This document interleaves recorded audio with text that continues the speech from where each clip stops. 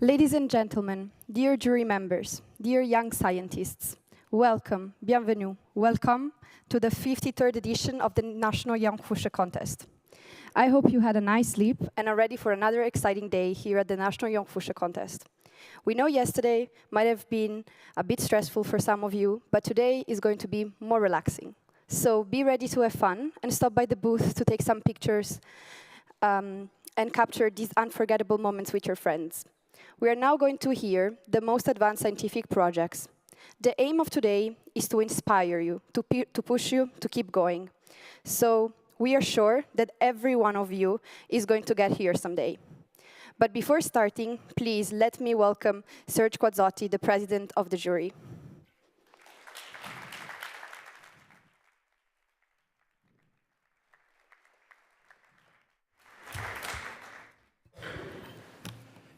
Dear young scientists, Mr. President, Madam Director, dear colleagues, members of the jury, ladies and gentlemen.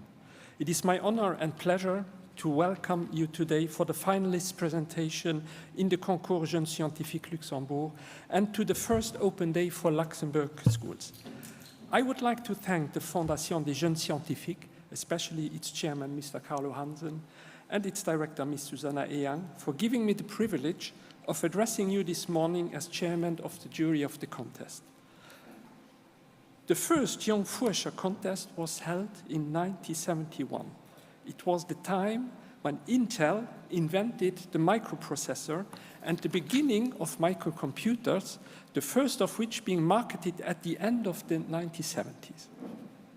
Today, just over 50 years later, for the 53rd edition of the contest, we find ourselves in a world that has changed profoundly thanks to an acceleration in scientific progress. These advances have had a major impact on technological developments as well as on the way the business world and the economy operate today. Genetic engineering with the possibility of precise genome editing, robotization, 3D printing, artificial intelligence, with its many applications in every conceivable field or discipline, are just a few examples of the advances available for us today, leading to countless opportunities and prospects for development. However, not all progress is positive. It often presents us with new challenges, such as preserving a viable climate on Earth, maintaining a balanced environment, biodiversity, and energy supply, as well as social, ethical, and legal challenges. The exemplary creativity and ingenuity of many talented men and women, scientists and engineers, behind all these discoveries, inventions, and innovation was essential to make all this progress possible. Today, we still need countless young talents, young men and women who are ready to take over, ready to face today's challenges and to contribute to the scientific advances as well as technological and other developments that society will need over the next 50 years and beyond.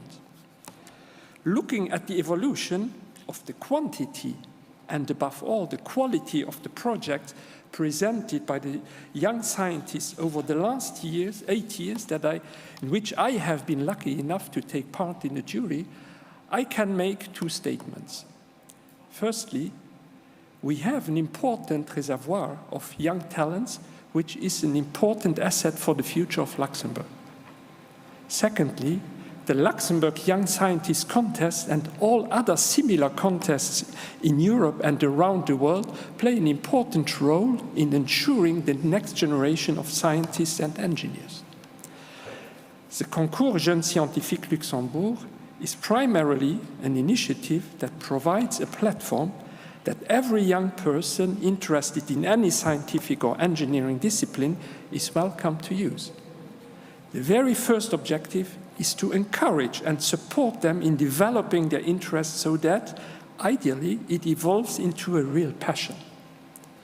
In this context, the Science Next initiative plays an extremely important role. These are seminars that take place throughout the year, often held by members of the jury, during which young people acquire knowledge and skills relating to scientific working methods that they can put to direct use in their projects. In addition, the experts on the jury remain available to the young people after the contest, inviting them to discover the realities in situ in their laboratory or in a company and discussing with them the next steps in their project. However, as its name suggests, the Concours Jonk Fuerscher is also a contest, for which we must select the projects to be awarded the grand prizes. What is a Nobel Prize or another prestigious award for an adult scientist is here for a young person the reward of being able to represent Luxembourg at one of the few prestigious international competitions for young scientists, whether in the United States, Taiwan, or in different European countries. Over the last few years, the jury, together with the Foundation, has gradually adapted the organization of the Luxembourg contest, in particular the way in which the jury operates and the way in which projects are assessed, such as the selection criteria. I think I can safely say that today we have a way of working that is challenging, fun and attractive for young people, while enabling us to judge and select the projects, the best projects with a truly objective approach. Today, 10 finalists will have the opportunity to make an individual presentation of their project, who will then be awarded, and each of them will then be awarded with one of the grand prizes. It is therefore a real contest, well aligned with the way major international contests operate. The fact that some of our young prize winners in recent years have gone on to win several prizes at major international competition is an excellent testimony for the quality of our young scientists and the Concours Jonk Fuerscher here in Luxembourg. I can only congratulate the Fondation Jeunes Scientifique Luxembourg for everything it has achieved in recent years. For me personally, and I think I can speak on behalf of all my colleagues on the jury, it is a real pleasure to be able to contribute to this contest, and above all in an atmosphere of extremely pleasant cooperation with the whole team at the Foundation. Thank you for your confidence and for the excellence of our relationship.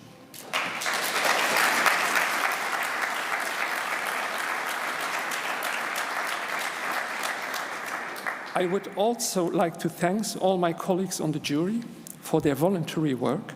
We are now a team of 18 experts covering all scientific and engineering disciplines from public institutions, universities, public research centers, as well as private companies.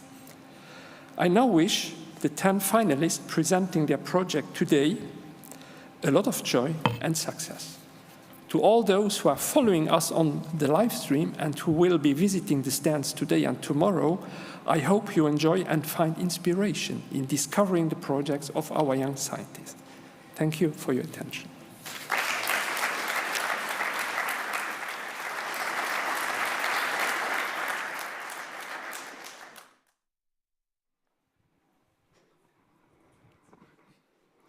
Thank you so much, Mr. Quazzotti, for your speech. And now, without further ado, we welcome on stage our first competitor, Sheshimir, from the European School 1, who competes for the 6th time in a row with an informatics project. His project is called Genetic Group Training Algorithm, based on neuroevolution of augmenting topologies and using logarithmic fixed point number system optimized for microcontrollers. He successfully adapted the neuroevolution of augmenting topologies algorithm in order to apply it to solving problems involving multi-agent systems. I'm very curious to learn about how he did it. Let's hear it from Sheshimir.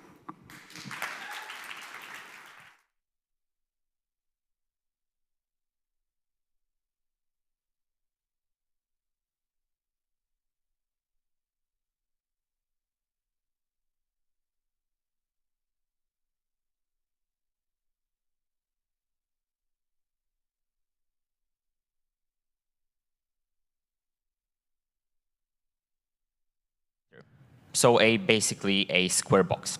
And what I wanted to try to make them do is for each agent to drive to a randomly chosen location while avoiding each other.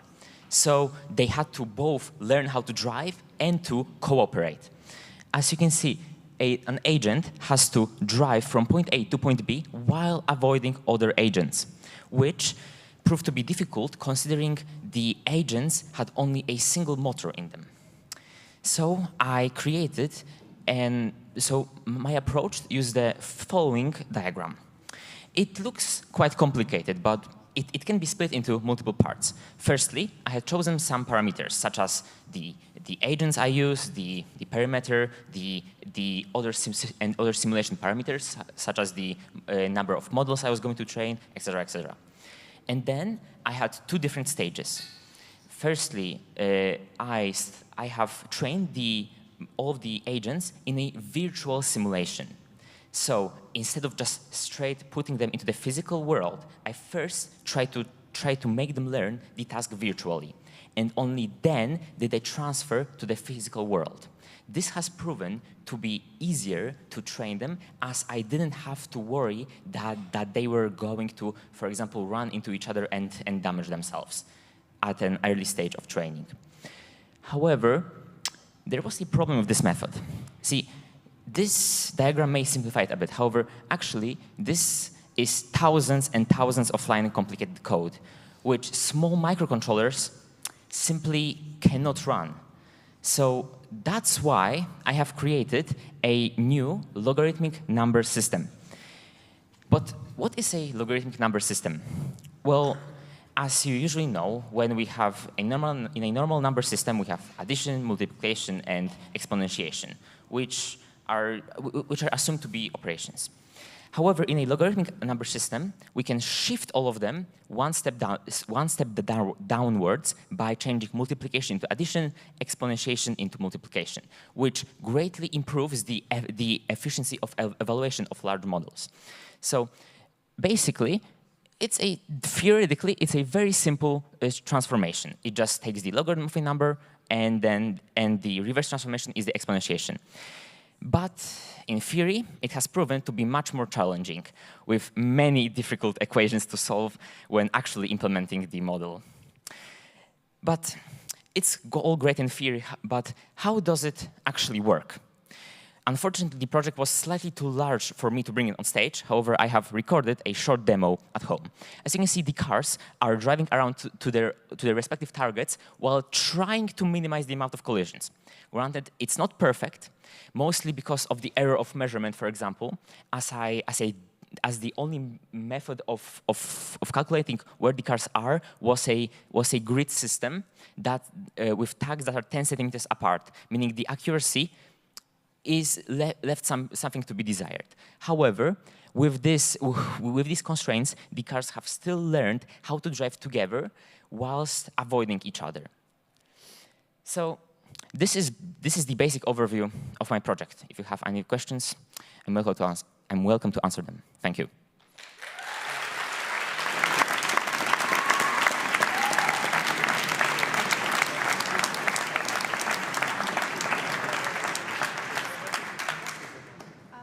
Now it's time for some questions. So the jury can ask questions, the participants can ask questions. So please feel free to ask questions. Yeah. We have to keep it close to you. Hey, ich bin Dylan. Und ich bin schon bei Jonk Fuerscher mitgemacht, 2018 und 2019. Und das Jahr sind ich als Volontär dabei. Und für allem das Jahr ist es ganz schwer. Also wünsche ich jedem Verein, der mitmacht, viel Courage, viel Glück. Hey Jonk Fuerscher participants, my name's Alex Cowan. I'm an alumni of the contest and I'm currently on campus at the University of Queensland in Australia, where I'm studying a Bachelor of Chemical and Material Engineering. You see that over there? That's our new chemical engineering building, that glass thing. It's awesome.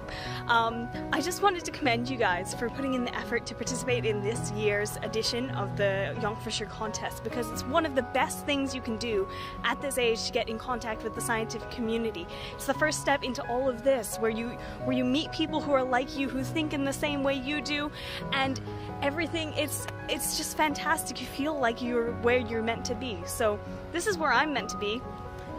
Where could the Jonk Fuerscher lead you? Moin, mein Name ist Elis und ich bin für mittlerweile 10 Jahre für die allererste Jahr beim Jonk Fuerscher Konkurs gemacht. Es war damals wirklich eine extrem flotte Erfahrung für mich, die mir aber auch für die Zukunft ganz viel mit auf den Weg gehen hat. Und genau das wünsche ich euch auch. Ich wünsche euch ganz viel Spaß, ich strecke nicht Daumen und ich freue mich auf das Projekt. Hey! Best of luck for the National Jonk Fuerscher Contest and make sure to enjoy it! Hallo, ich bin Charles, ich war Jonk Fuerscher 2011 und 2012 mitgemacht. Und ich wünsche dir ganz viel Spaß dieses Weekend beim Konkurs. Es ist super, dass der so weit gepackt hat. Und ich drücke dir ganz fest Daumen. Bonne Chance! Leif Jonk Fuerscher, lo as zu weit. Endlich könnt dat Frichte von ihrer Arbeit präsentieren an erste Frohe von der Jury stellen. Sie da schon abgeregt? Ich war ungefähr 24 Jahre auf ihrer Platz und ich muss sagen, das hat mein Leben komplett verändert. Ich gehe heute wahrscheinlich nicht hier sitzen am Naturmuseum, aber mit Fossilien forschen. Ich wünsche euch auf alle Fall für den Konkurs alles Gutes, viel Spaß, viele neue Bekanntschaften und ich bin mir sicher, wenn das ein paar Jahre auf den Moment zurückblickt, dann wird er so ein Doge auf die Weiche gestellt. Toi, toi, toi.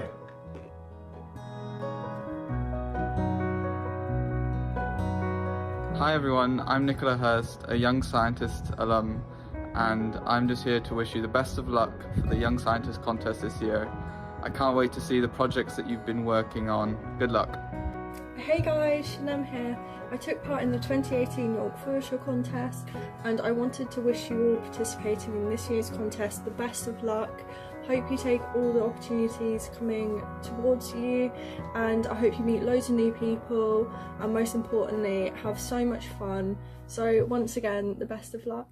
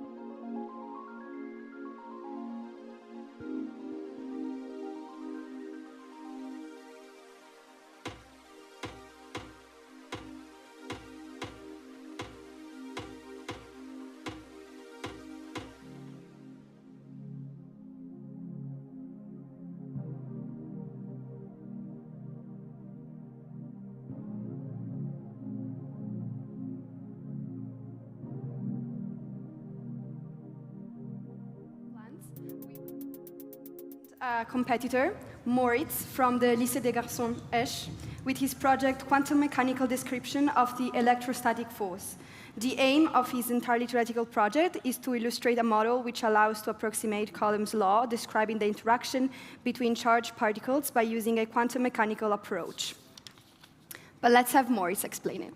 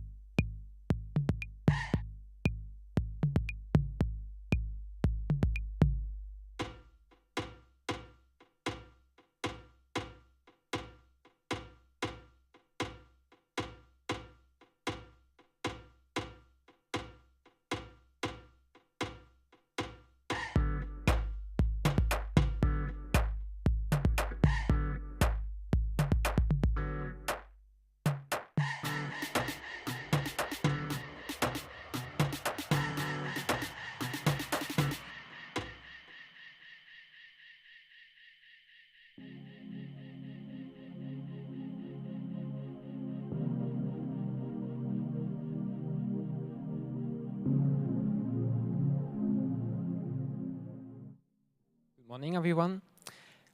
Today we are going to quantum mechanically analyze the electrostatic force. As you may know, there are four fundamental forces of nature, which are the weak and strong nuclear interactions, the gravitational force, and the electrostatic force. Each of those forces can be described in quantum mechanics by the exchange of particles which are called force carriers. I'm especially interested in quantum electrodynamics, and this model uses the exchange of so-called virtual photons to describe the electrostatic force. However, even if it provides really good results, it is also quite complicated.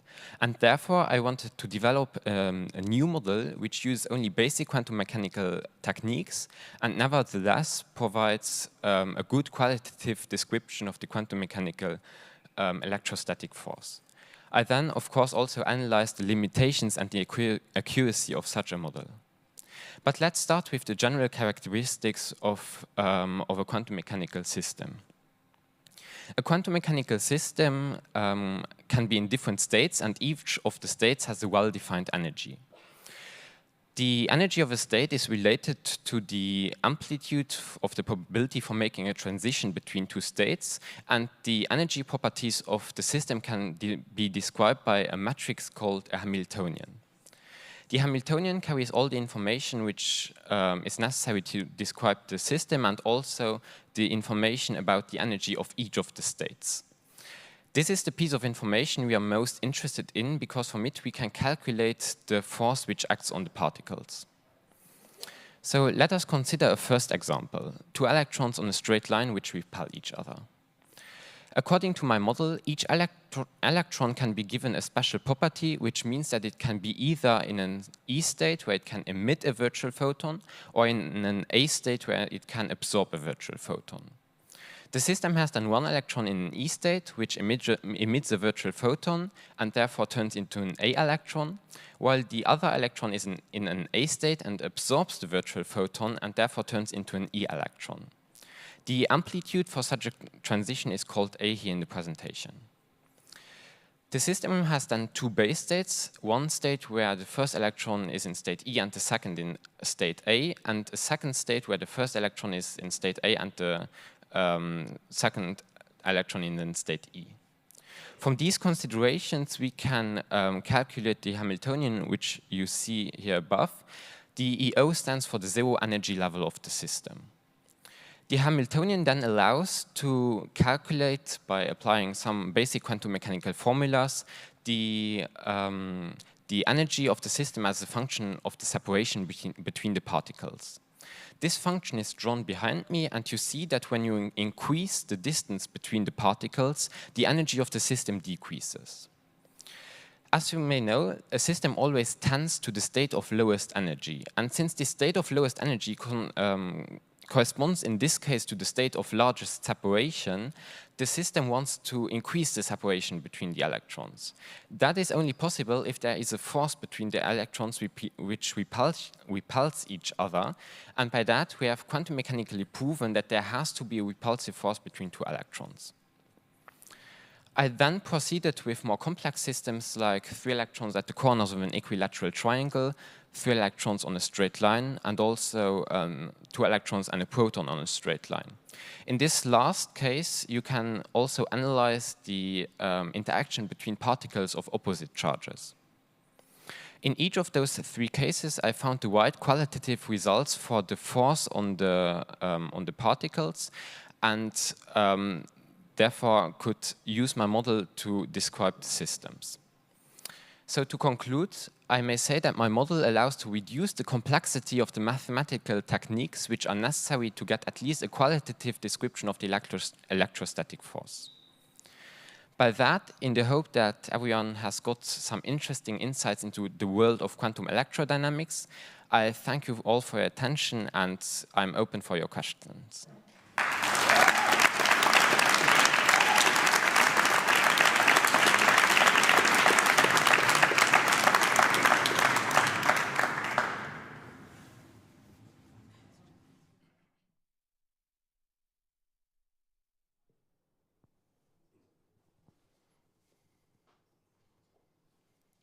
Sheshimiya, this is your 6th participation to the contest. You are the all-time record winner of the FJSL.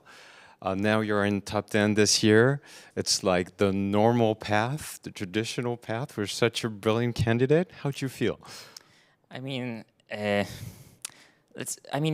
isn't stressful anymore. Like when I was like 12, 13, my first participation, that was stressful since I was young and I didn't really know what I was, let's say, signing up for. Now it's my 6th year. It's easy. Business as usual. Yeah, pretty much. So if you reflect now a little bit on your career as a Jonk Fuerscher, what was the best moment ever? Of course, I'd say that the time I won my first prize, yes, that was sort of the thing that gave me the motivation to really move forward with it, because... What was the prize? That was the Castic in 2019. So the contest in China. In China, yeah. Wow. I was in Macau and Hong Kong for I think almost 2 weeks. I'm pretty sure. So, yeah, I think that sort of winning that prize whilst not yet knowing what even if I could win a prize, that really gave me the motivation to move forward with it. So, yeah, I'd say that. So, congratulations on your presentation. Thank you. I have to admit, when I saw your report, I didn't understand anything because I don't come from this field, and let alone the title can make people scared a bit. Yeah. I was wondering, now when you did the presentation, I understood a lot more, but I was wondering still, do you have peers to which you can talk about those subjects? Do they understand this, or who are you talking to when you do the project? Well, when I do the project, I mostly work alone, mostly because then it's easier to schedule everything, especially when now I am creating multiple projects at once, because the larger they are, the more they take to build. So it's easier to work alone while doing the projects. However, at school, I have other people in my class who also generally are interested in, for example, programming and robotics. So yeah. That's very nice. So some common topics then. So you mentioned that it is your 6th time participating. How would you say have you evolved personally? Do you have any skills that you acquired over these years? First of all, I used to stutter a lot, And now it's pretty much minimized to a pretty much zero. So mostly just my presentation skills in front of other people, just really presenting on stage, going and presenting, and really trying to basically overcome the basically stuttering I have. So mostly that, and then just generally being able to write a sort of report, a basically white paper about a topic that I did some research about. So mostly just, you know, mostly research and presentation skills. Very good. I have to say, I didn't notice your stutter when you were on stage, so congratulations. Maybe a last question is, do you have tips for others now that you're, as you say, business as usual for you? I would say that if someone wants to create a project, they should, because there are effectively everyone wins something. So you really should do it, because you will have a great experience, you will meet new people, you will also learn how to, for example, present in front of the judges, the jury, or on stage to exchange with other people. So I say that if you are debating, just go for it, because it's a good idea. Just do it. Yeah. Very good. What's the next step for you now? You're going to university, right? Yeah. Where are you going? So I have been accepted just recently into Imperial College for Mechanical Engineering. Wow! Congratulations. So I am hoping to study there next year. Mm-hmm. However, I have the project for next year's contest here pretty much ready. So already. Oh, can you tell us what it's going to be about? So it's basically an adaptive camouflage that is based on different mechanics from quantum physics and wave function collapses. So it's again linked with. You always select very easy challenges, right? Simplest topics possible. Yeah. So it basically is able to, first of all, camouflage a car and an object in front of a terrain whilst making the camouflage adaptive. Maybe a more personal question now. You have all these projects ongoing at the same time. How do you optimize your time to manage to get all this work done? So I have a pretty detailed schedule for when I work on which project. Firstly, I generally just in free time I try to generally do something related to a project to see even if it's feasible, if it works. And then as I basically do more in the project, I then at some point create a schedule for example, for which contest it is, how much time I'm willing to spend, how large the budget will for it be, and when should I start, and when should I start programming, building, when should I create the plans, and then and also scheduling everything together with other projects so that it all lines up.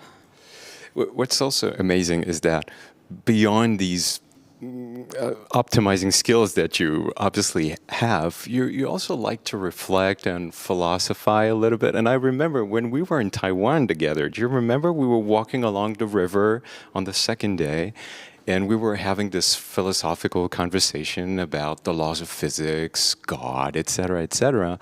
And I thought to myself, wow, what a mature candidate. He has all this this reflection already present in his mind. And so I have a new question for you now. Since you're using so much AI in your projects, do you feel someday robots, algorithm will replace humans? Do you fear that moment? That's the second question, or not? I would say, will they replace humans? Well, it depends on the context. If it is let's say, if it is something that can be automated and will be quicker when done by robots, it will be replaced in the coming 5 to 10 years, definitely, because it's just how cutting costs work, and it's higher efficiency. However, when it comes to mainly creative work, let's say, that's harder because usually it is an expressive work, and that requires some sort of also inner reflection and emotion. So that's harder for robots to replace. I'm not saying it will never happen. As the technology gets better, it will get closer. It will get closer to the real thing. However, I'd say I'm not particularly fearing it as things such as, for example, if you. The main problem we have now is that the more content is AI generated online, the worse the AI generating models will get, because they will just be training on their own core content, which won't get them anywhere. So currently there's a sort of, we are hitting the effective limit of the data we can fit into these models, and then we have to figure out a new solution. Would you like to work in this field when you grow up? It's a possibility. I prefer to mix it with, for example, robotics or engineering. However, I'm not saying it's unfeasible. So one last question for me. You mentioned that you do a lot of projects on the side, that you keep your time full of these projects. My question is, do you also lay sometimes just on the couch and do nothing, like well, we all do? That doesn't. The thing is that due to the schedule, that doesn't really happen. I work from morning until evening, and that's pretty much the whole day. So there is pretty much no free time, because if I have some free time, I basically pick up a project that I was scheduled to do, for example, the next day or next week, because then I will, if something comes up later, I will have that extra, let's say, day, 2 days, week to work on it. So that's very impressive, I have to say. Thank you very much. Thank you. Thank you. Congratulations. Thank you.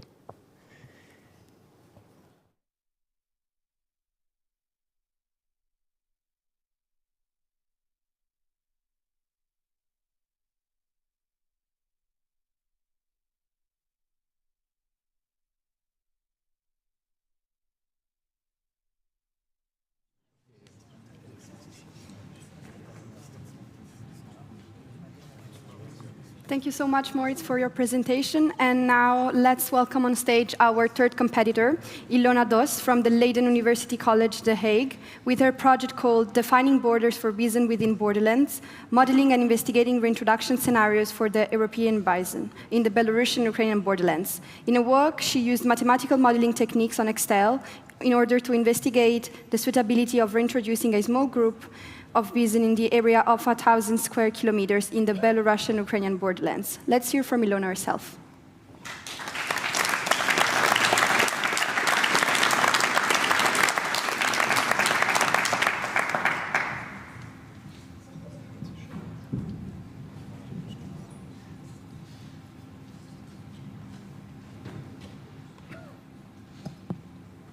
Hello, everyone.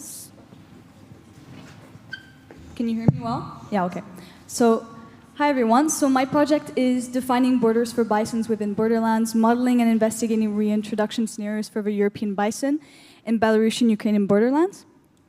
So, I created a mathematical model that would see how a small group of bison would react to being in a 1,000 square kilometer area in the Belarusian Ukrainian borderlands. But why did I choose the bison?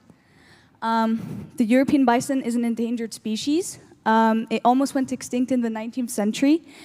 And it is also a keystone species. So a keystone species is extremely important to ecosystems because they hold entire ecosystems together. They affect geomorphology, plant biodiversity, and nutrient cycles.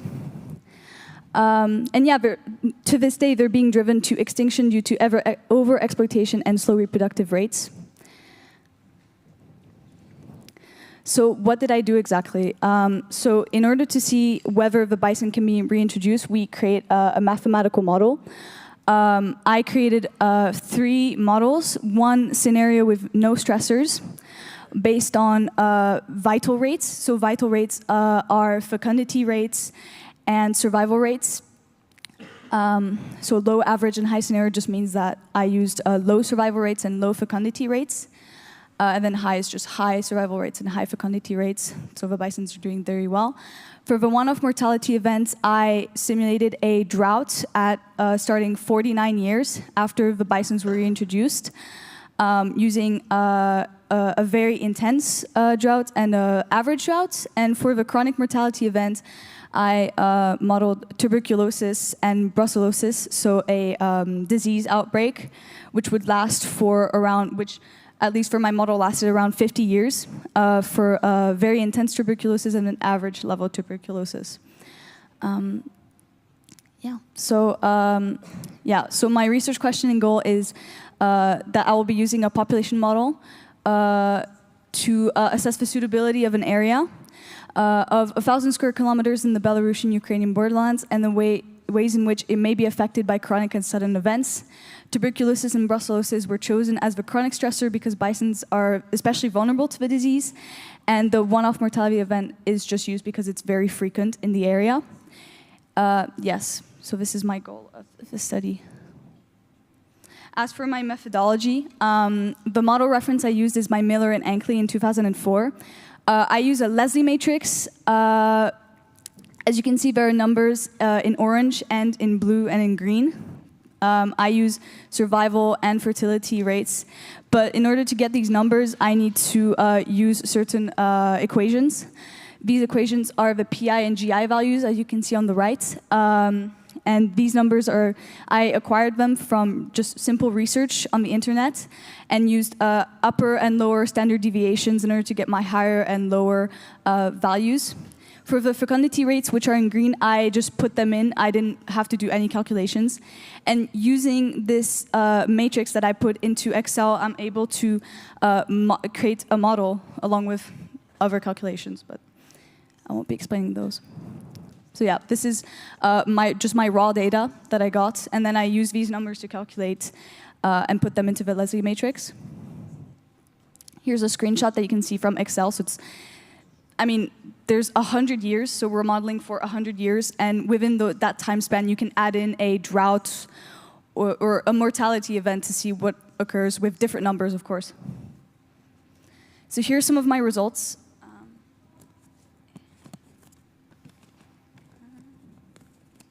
One second. Here's some of my results. So this is my graph for the normal scenario. The gray line that you can see is the first to reach carrying capacity. So carrying capacity is represented by K, and it just means that the population is oversaturated. They may either plateau or run out of resources, which is an issue.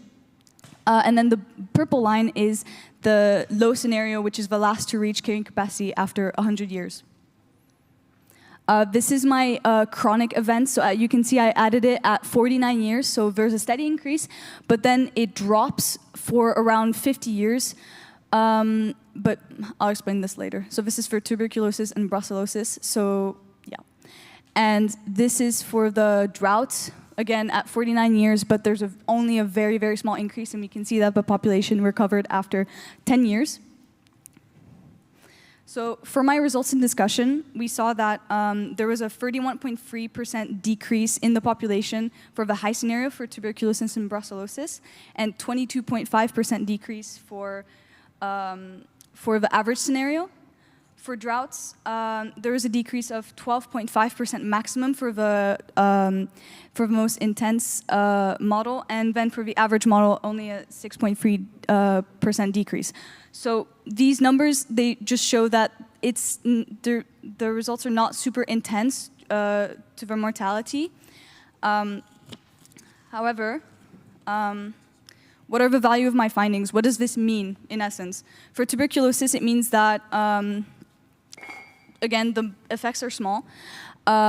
We have to keep in mind that bovine tuberculosis is not yet eradicated in Europe. So the only thing that, if this were actually to occur, if we were to actually put the bisons in this area, we would have to start calling them, which is just a controlled killing of bisons, because otherwise they could spread the disease to the rest of the herd. So if there were monitoring in place, this could be there would be no large issues. For the drought, again, the effects are small, and there's recovery after 10 years. But despite this, we have to take into account that climate change will increase the intensity and the frequency of droughts. Of droughts. And yes, so despite this, droughts will not be the main cause of bison deaths.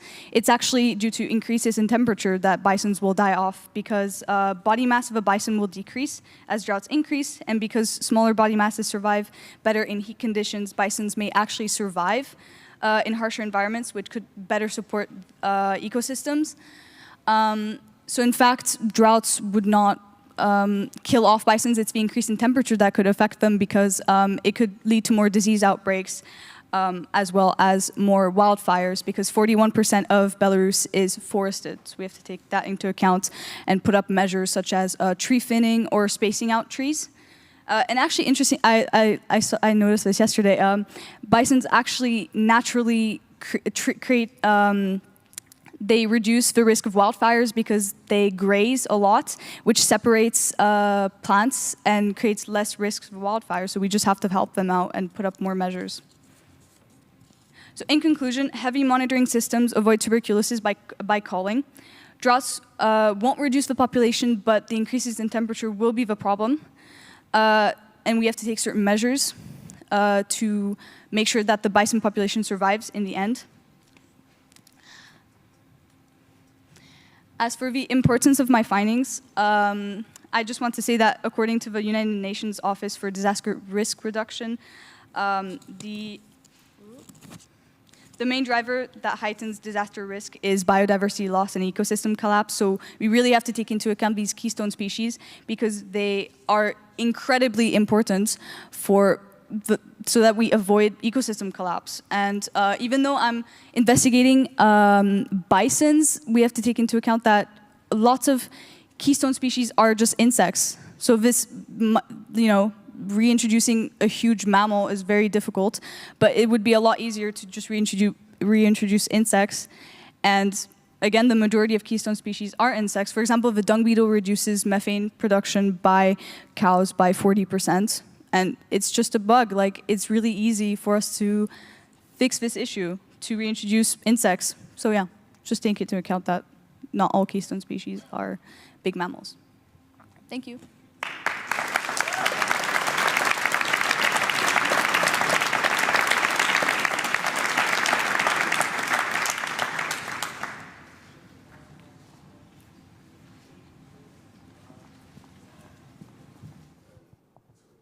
Hello, Moritz. Hello. Thank you for joining us on the comfortable couch. We're going to have a relaxed interview now after your presentation. I hope it went well. Yes, I think so. Very good. We saw it and it seemed that it went very well. That's nice. So you talked about physics, right? Yes. It seems to be your field. Now, imagine that you had to explain to your grandmother in 1 or 2 sentences, what is quantum physics? Because not all of us know about it. So quantum physics describes really the world at the tiniest stage. It's completely counterintuitive and allows to get a lot of new insights into this world, which is not accessible with classical physics.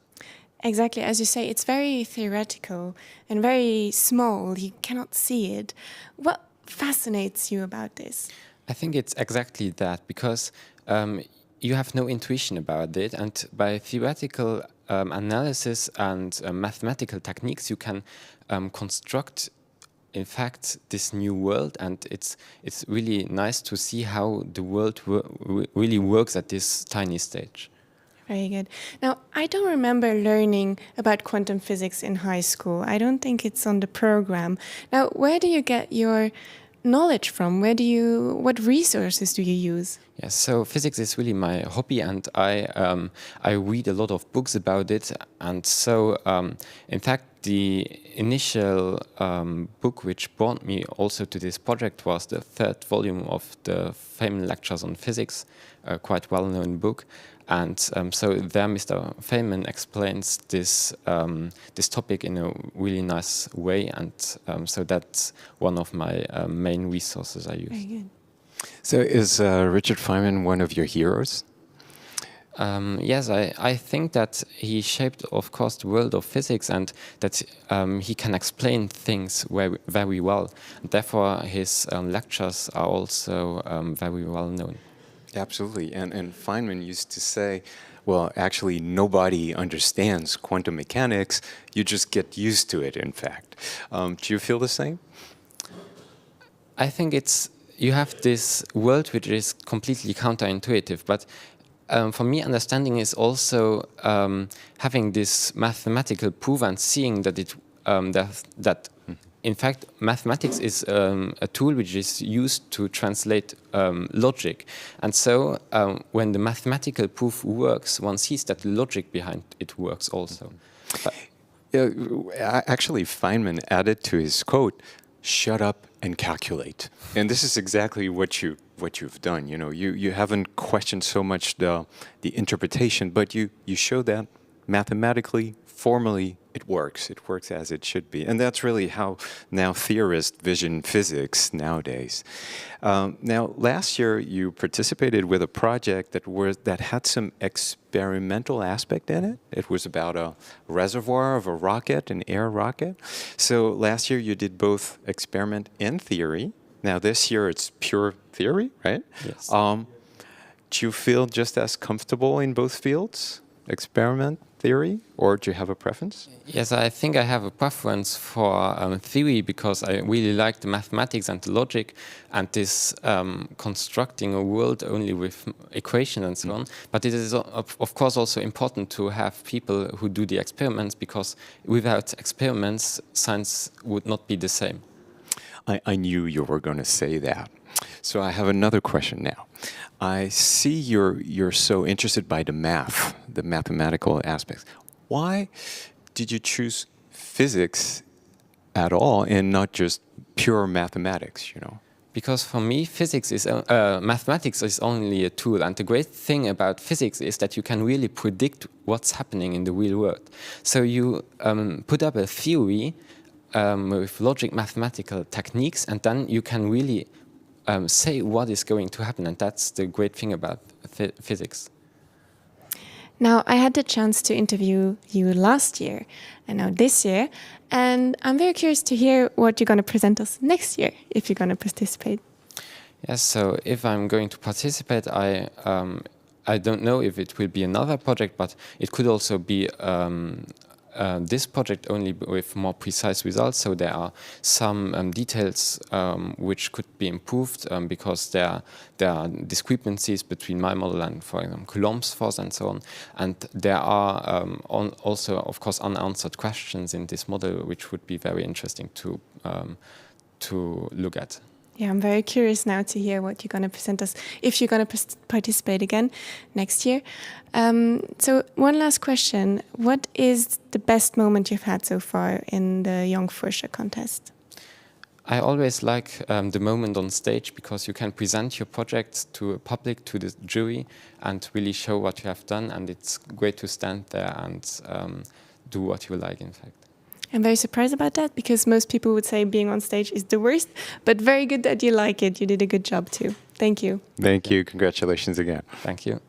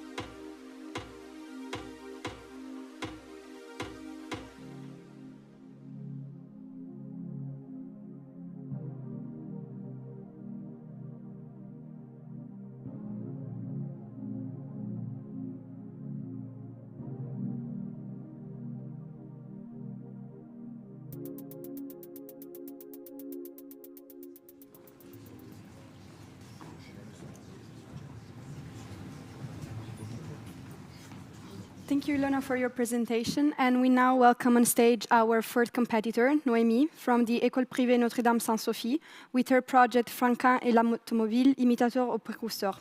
Pour ses projets, elle a étudié l'évolution des voitures dans les bandes dessinées d'André Franquin et elle a mis en relation avec les événements économiques, sociaux, politiques et techniques de cette période. Let's hear it from Noémie.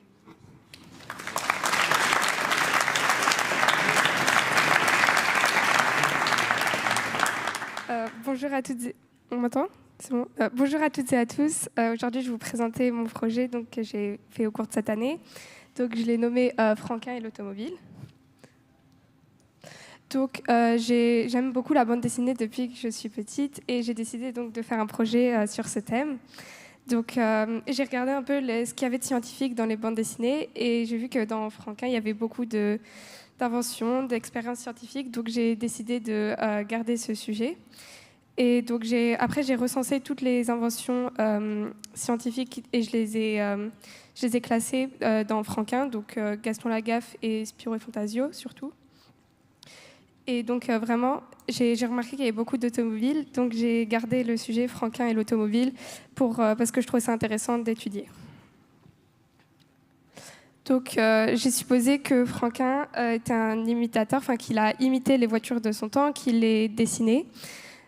Donc, j'ai travaillé sur plusieurs domaines, la politique, l'économie, l'histoire, avec un sujet artistique. Donc, j'ai fiché toutes les automobiles que je trouvais dans l'œuvre de Franquin et je les ai transformées en frises chronologiques. Donc, en gras et en italique, on a tout ce qui s'est passé dans la vie de Franquin, dans son œuvre. Et tout ce qui est en police normale, c'est ce qui s'est passé historiquement parlant. Donc, je les ai classés par couleur. Par exemple, en vert, on a les automobiles célèbres. Et donc, vraiment, chaque couleur est liée à un sujet. Donc, on peut voir qu'il y a deux phases qui se découpent. Donc, la première phase, elle est tout à gauche. Je l'ai nommée la phase de fascination. Donc, elle entre dans la période des 30 glorieuses, donc c'est-à-dire les 30 années après la Seconde Guerre mondiale. Donc, c'est une période riche de l'automobile où il va y avoir le développement de beaucoup d'autoroutes, le périphérique de Paris, le ring de Bruxelles. Donc, vraiment, c'est la politique du tout routier. Il y a eu le lancement de nombreuses automobiles célèbres comme la Citroën DS, la Porsche 911. Et c'est vraiment la période où Franquin il va être passionné par les voitures, il va chercher à en dessiner le maximum possible. Donc, il va par exemple en dessiner dans Starter, qui était une rubrique automobile du journal de Spirou, ou dans ses bandes dessinées de Spirou et Fantasio, par exemple dans Spirou et les héritiers, où on va pouvoir dessiner une course de voiture pendant plusieurs pages. Donc, l'illustration vraiment la plus importante de cette période chez Franquin, c'est la turbotraction. Donc, c'est une voiture, c'est un prototype de voiture qu'il a inventé dans Spirou et Fantasio. C'est un modèle très innovant pour l'époque. Il a une carrosserie en fibre de verre et c'est très rapide aussi. Ça va jusqu'à 250 km/h. Et c'est un moteur en turbine comme dans les avions. Donc vraiment, cette voiture, elle est inspirée de l'époque parce que les gens pensaient que la turbine pouvait remplacer le moteur à explosion, même si finalement, ça n'a pas été gardé puisque finalement, pour une voiture, le rendement est plus important pour un moteur à explosion que pour une turbine à gaz. Donc, après la première phase, on peut trouver un tournant dans l'histoire de Franquin. J'ai nommé cette deuxième phase la désillusion.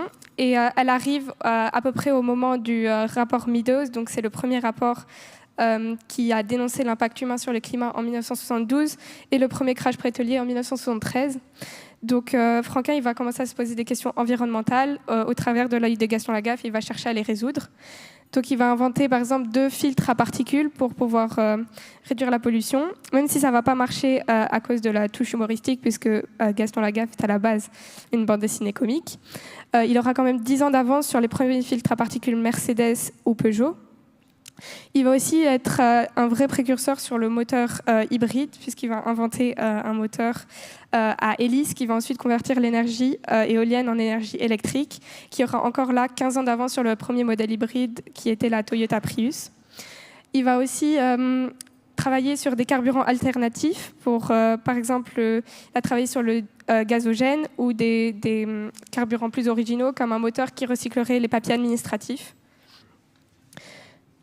Donc, en conclusion, j'ai pu vérifier mon hypothèse, mais aussi l'approfondir, puisque Franquin n'a pas seulement imité les voitures de son temps, il a été un précurseur dans de nombreux domaines automobiles, notamment dans l'environnement, le développement durable automobile, grâce à son filtre à particules ou son moteur hybride.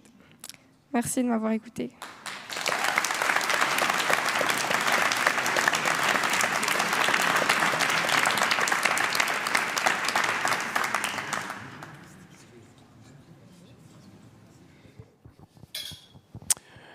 Hi, Ilona. Hello. Congratulations for your position in the top 10. Thank you. So it's your second participation this Yes. year.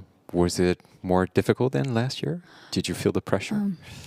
No, I felt like it was easier this year, but I feel like, at least for me, my project was more difficult to explain because it's more math. So for me, it was more difficult to explain. Yeah. The subject itself. So bisons, why bisons? Do you have a passion for such mammals? Not necessarily, but it's one of a keystone species. So it's if we don't have this species, the ecosystem we might have ecosystem loss. So yeah. And you also discussed their introduction in the borderland between Ukraine and Belarus. Has this anything to do with the news?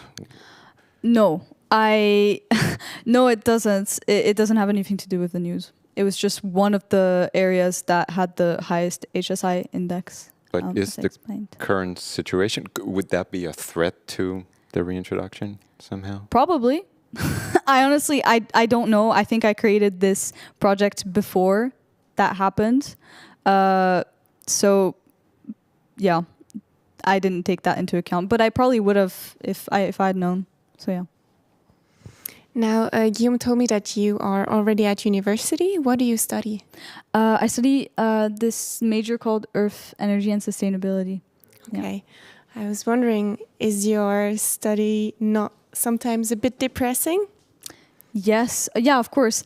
I mean, in a lot of my... For example, I'm doing a course called Environmental Governance right now, and it's a course completely on like alternative ways that we could be taking care of the environment. So the fact that we don't do these things, it is, of course it's depressing, but then if, there's still positive, there's still courses that do make you think like we can change things. So it's not always negative, but yeah, I do think it's not the most joyous study ever. Of course, but do you feel like you can do actually something? Maybe even did this project make you feel like you could have an impact? Yes, I mean, yes, definitely. It just made me realize that we have a lot of models already. We have a lot of, because I didn't create this model. It's a model that's already existed for a long time, since 2004.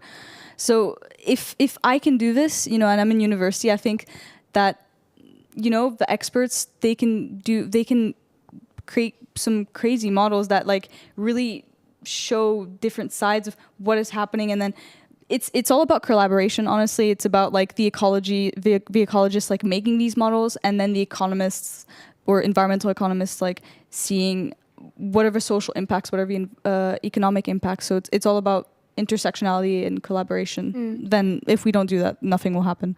Of course. Yeah. Now that you talk about collaboration, did you do this project solely alone, or did you have help? Yeah, just by myself. Yeah. Very good. If you could have help, which person would you ask for help? If I could ask for help, I mean, of course, I did it with help from my professor. But if I could get even more help, I would just ask for more professor help and for them to actually show me like what do they do, because this is a model that students make, but what do they make in their own time? Because a lot of my teachers are researchers.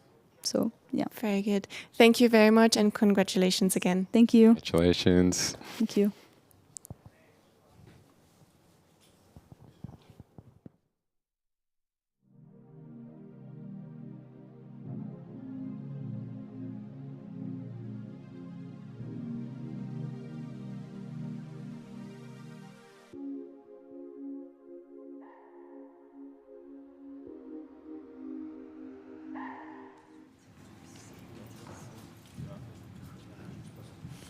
Et merci beaucoup, Noémie, pour ta présentation. Et next on stage, we welcome our 5th competitors, Ido and Leonardo, from St. George's International School, with their project Allergy Scan. Their project is a user-friendly system designed for individuals with food allergies and their families, utilizing QR codes on food packaging to provide instant allergen information through a clear mobile app, simplifying the process of understanding product labels. Come on, guys, show us what you got.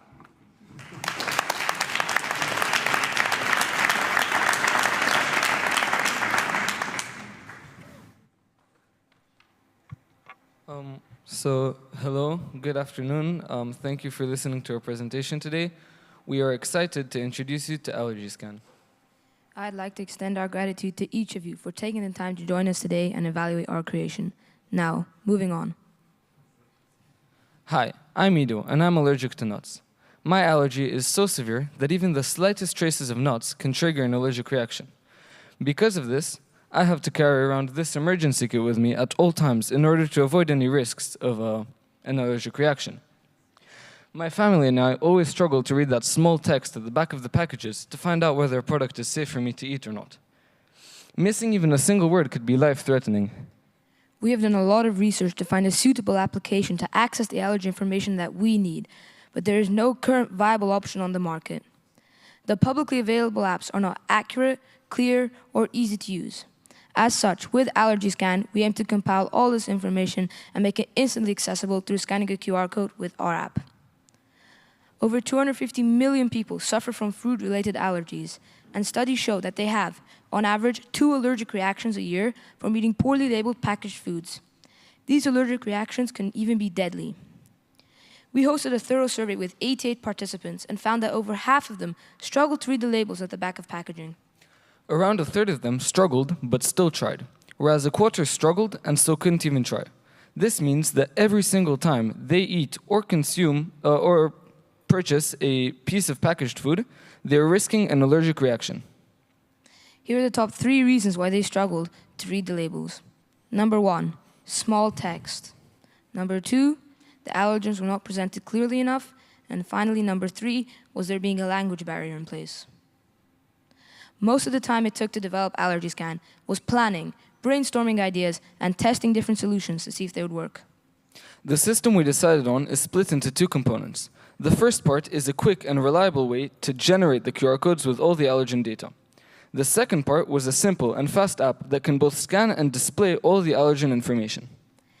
After we were done, going out and testing Allergy Scan in supermarket environments allowed us to further refine it until it was as functional as possible. The process in which a food company would use to generate a QR code consists of firstly filling in a database with all the product data. Our Python code then uses an API to take this data and convert it into a specially formatted string that can then be stored locally on a QR code. The resulting fully functional QR code can then be placed on the packaging.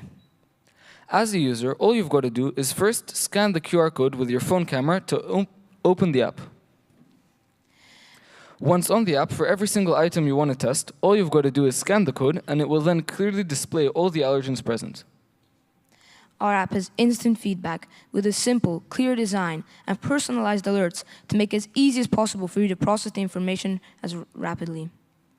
It's also color-coded and can tell you if the product contains even traces of an allergen.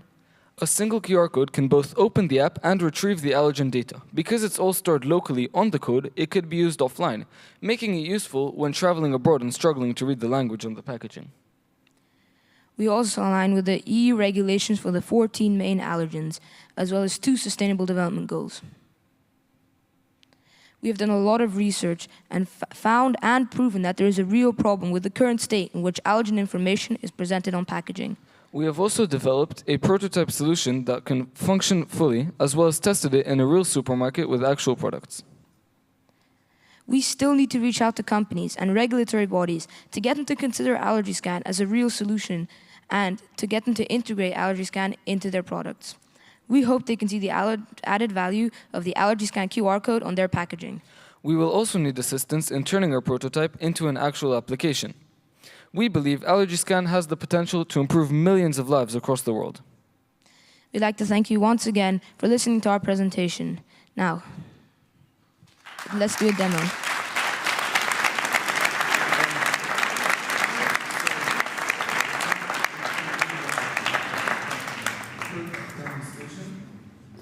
Bonjour Noémie. Bonjour. Merci de nous avoir rejoints sur le canapé. Comment ça s'est passé sur scène? Avant de faire la présentation, j'étais un peu stressée, mais après, quand j'ai commencé à parler, c'est passé, ça va. Et maintenant, tu te sens relax un petit peu? Oui. Très bien. Alors, c'est pas la première fois que tu es ici. J'ai vu la vidéo que tu as fait l'année dernière. Et ce qui m'a surpris là-dedans, c'est que tu as dit que, en fait, les sciences, c'est pas vraiment ta passion. Pour toi, c'est plutôt la compétition qui te passionne. Est-ce que c'est toujours le cas? Avant, la première fois que j'avais fait le concours, c'était pas forcément ce que j'adorais, mais maintenant, j'aime bien. Ouais. Et pourtant, ton projet est quand même scientifique. Dans quel sens est-ce qu'il est scientifique à ton avis? Par rapport à celui de l'année dernière ou celui de cette année? Cette année, oui. Il y a les sciences environnementales, les sciences humaines et sociales. Voilà. Très bien. Et j'ai entendu aussi que tu es une des plus jeunes. Est-ce que c'était dur pour toi, ce projet? Ou est-ce que maintenant, vu que tu l'avais déjà fait l'année dernière, maintenant tu es habituée? Est-ce que ça commence à être plus facile ou c'est encore dur? Honnêtement, ça allait. Faut quand même bien travailler, mais ça va sinon. C'est très bien. Et est-ce que tu as alors une passion pour les voitures ou est-ce que c'est les bandes dessinées? Qu'est-ce qui t'a motivé dans le projet? C'est plus les bandes dessinées, oui. J'aime bien les voitures, mais je suis pas forcément passionnée par ça. Et c'est quelle ta bande dessinée préférée? Alors j'aime beaucoup, Spirou et Fantasio, Gaston Lagaffe, tout ça. Après j'aime bien aussi les bandes dessinées un peu de mystère, policier, tout ça. Cool. Alors, félicitations encore pour ta présence dans le top 10, parce que vraiment là tu es la plus jeune, tu as seulement 13 ans, hein, c'est bien ça. Donc tu joues dans la cour des grands et on a hâte de voir ce que ça va donner dans les années à venir. Alors, une question sur le projet de cette année. C'était quoi le plus difficile en fait dans le projet lui-même?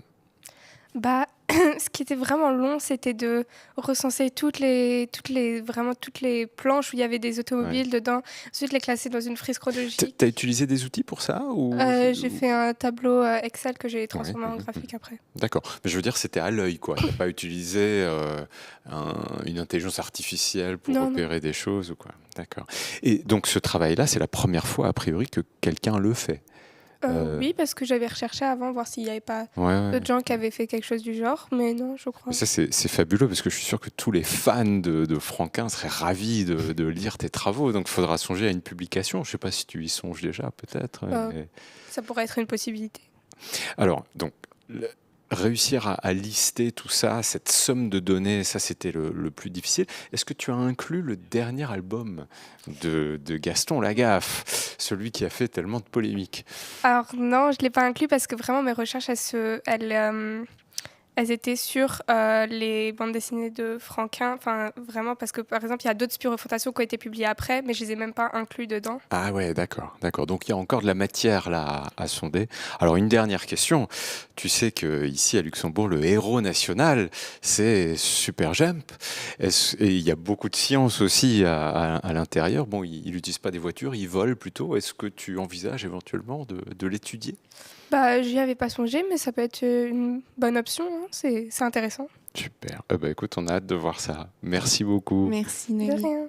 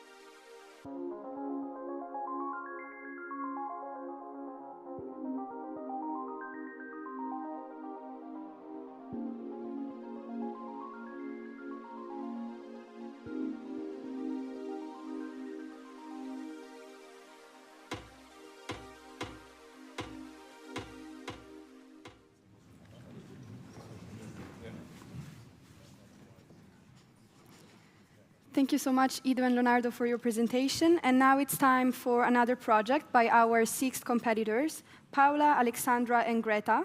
They are university students from the Delft University of Technology, Ludwig Maximilian University of Munich, and the University of Twente, respectively. Their project is called Carbon-Wise, the process of designing an educational board game. According to them, board games have the potential of being an incredibly powerful medium for educating current and future generations on important topics such as global warming and resource management, which could be entertainingly conveyed through a fun game. However, creating an educational board game requires going through an entire design process to fully develop the potential fun idea. Let's find out from them how they did it.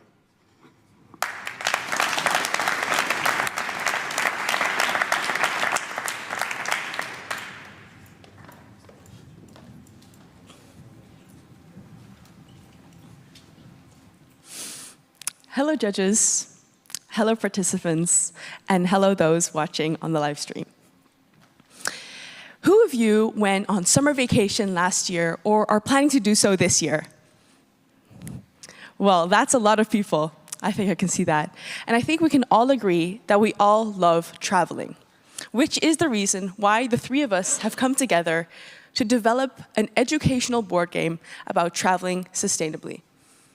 Actually, last summer, Greta and I went on this exciting interrail trip together to Scandinavia.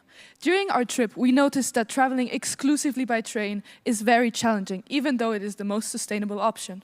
So that is why now we want to spread awareness of of the environmental impact of traveling and how people can reduce their carbon footprint in their daily life by making simple choices.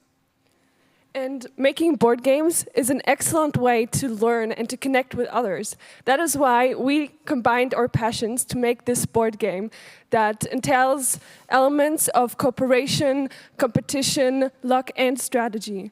And on top of that, it has the educational aspect that, especially for young teens, is important to learn early on how to make more sustainable choices.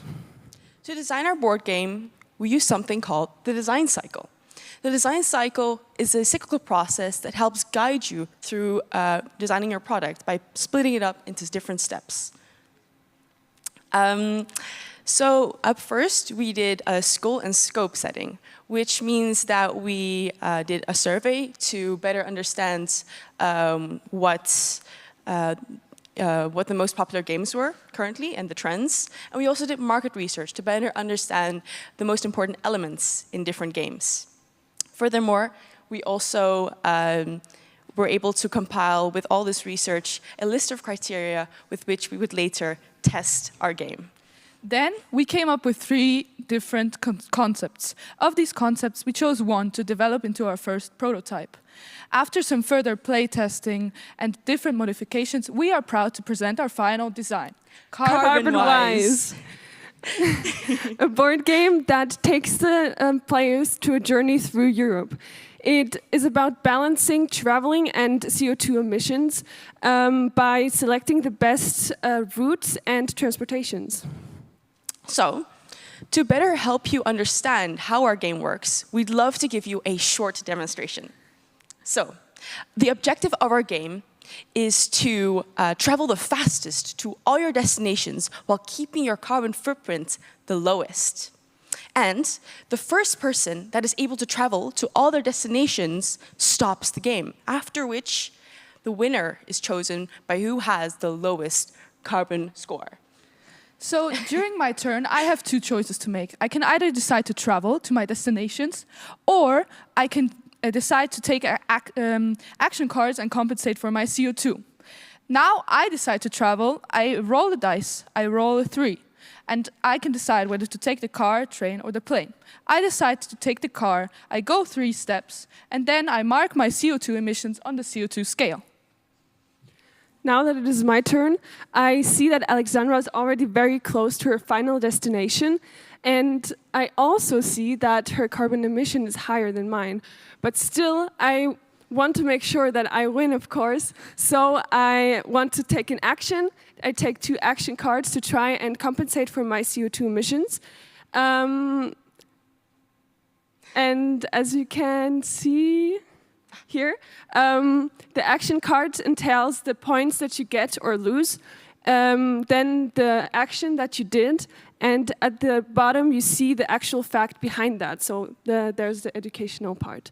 So I can take 2 cards, I select which one I want to keep and which one to give to someone else. So of course I will take the positive one and I will give the negative one to Alexandra.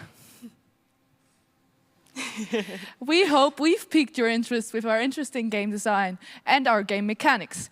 However, it is important to mention that our game is still a work in progress. So we still want to playtest it further, add some more modifications, and also think especially about the CO2 emissions and about the game mechanics more. We furthermore want to think about putting our game on different materials or on a different platform. Dear audience, this is just the beginning. We truly believe that our product or our game has potential, and we're so excited to keep developing it. With your help and expertise, we'd love to make it into a real product. So please, come by our booth, play our game, and let's find out who of you here is the wisest traveler. Thank you so much for your attention.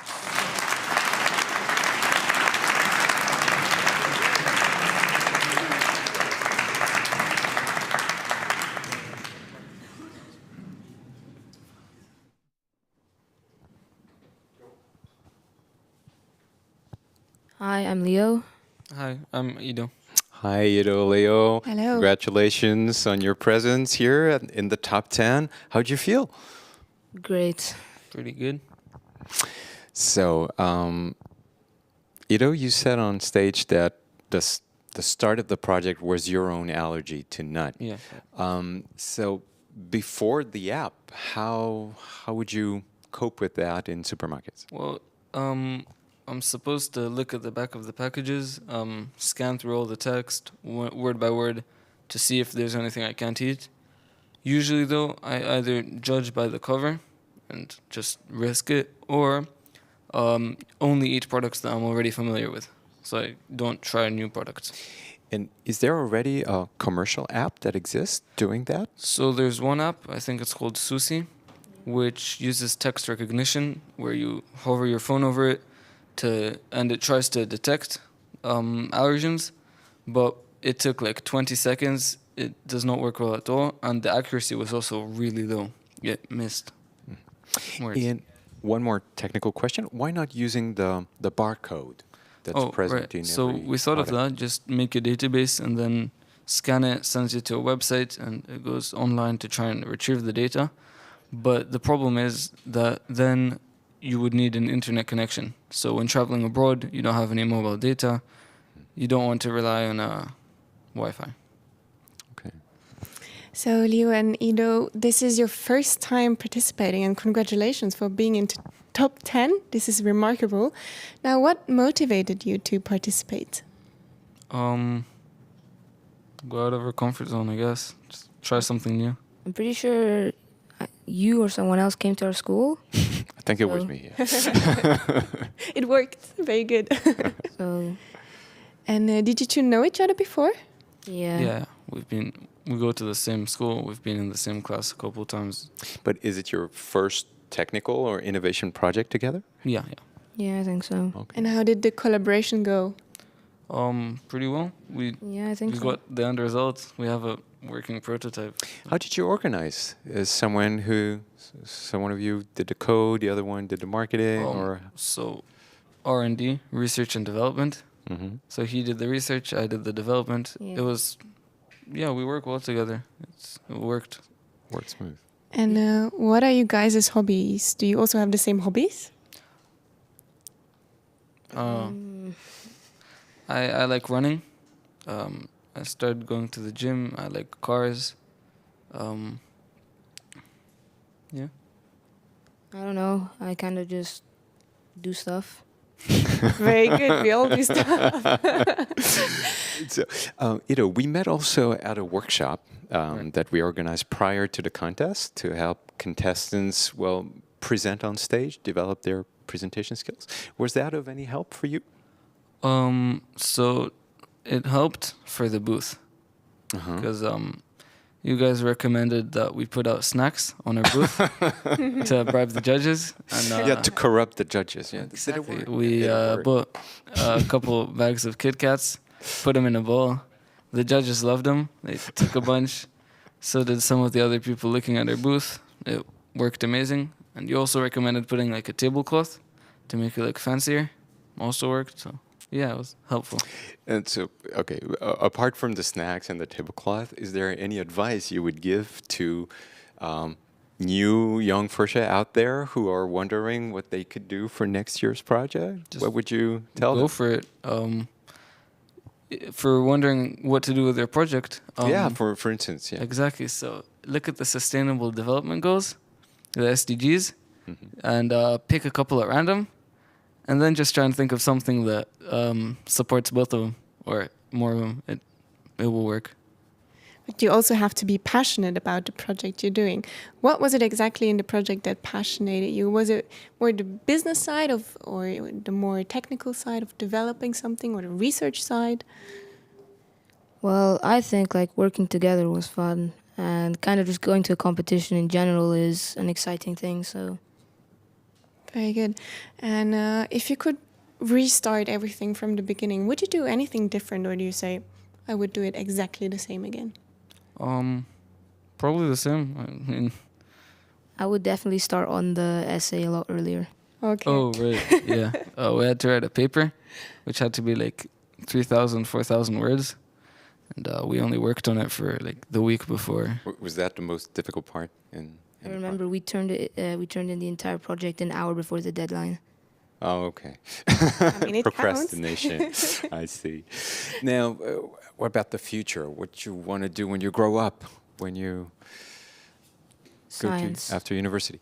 Marine biology. Marine biology? So for me, it's not science. I'd rather do something more technical. Well, I haven't decided yet. Just know I want to be rich. That's one thing. So how about starting a business? Yeah, I mean, being an entrepreneur sounds cool. But for the near future, do we see you again next year on this couch? Probably. Maybe. Probably. Well, Very cool. Depends.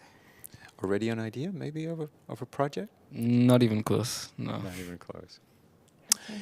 Anything you would like to say to your families and friends watching today? Hello. My mom. Thanks to my mom, she helped me out with the essay. Oh, okay, yeah. Essay, very... I'd thank both my parents just for being there and helping a lot. Awesome. Well, thank you guys. And now you're free to go. We leave you. Right. See ya. Thank you. Well, thanks. Thank you.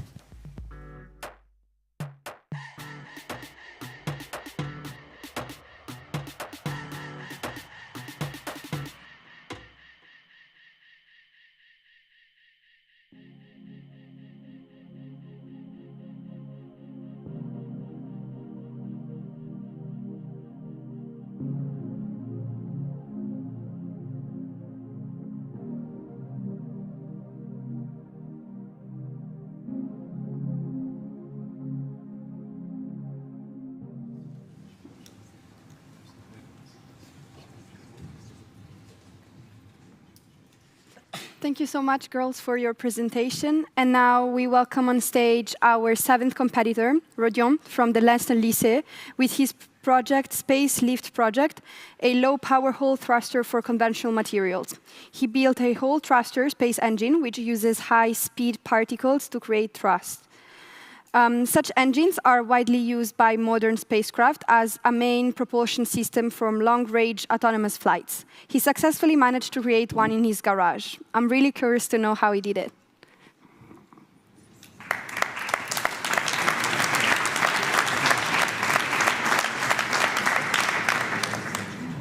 Hello everyone, my name is Rodion and I will present you my project. I built a hull thruster out of conventional materials. Conventional materials are like materials that you can easily buy. Why do we need a hull thruster? Rockets and like spaceships are very complex because you have multiple phases of flight and you need to have a separate engine for each phase of flight. And in this project, I focused on the blue phase of the flight. That's the flight in space, which is the longest time, like the rocket spends there, and it needs the most effective engine. Actually, the most effective engine is the ion thruster, which uses grids, like metal grids, to create ions and accelerate them. But there is the problem that plasma corrodes the grids and breaks the engine apart pretty quickly, so it doesn't have a really long life. But the hull thruster is the second most efficient engine, and it uses magnetic fields to confine electrons in a small space and to ionize a propellant. Hull thrusters are much more effective than regular chemical rockets because they don't need a lot of fuel and they don't need an oxidizing agent like normal rockets. And they're easy to maintain but pretty hard to build. And unfortunately, only 8 countries possess this technology, and I wanted to make Luxembourg one of them. How does a hull thruster work?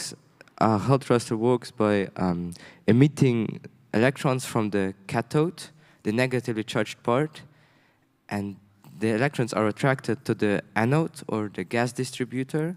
But in this cylinder, there are magnets, and outside, there are magnets too. So the electrons are trapped inside the magnetic field, and they spin around at millions of kilometers per hour. And then we inject from the gas distributor an inert gas, and it gets ionized and ejected at high speeds, the ions or the charged particles, and that creates thrust.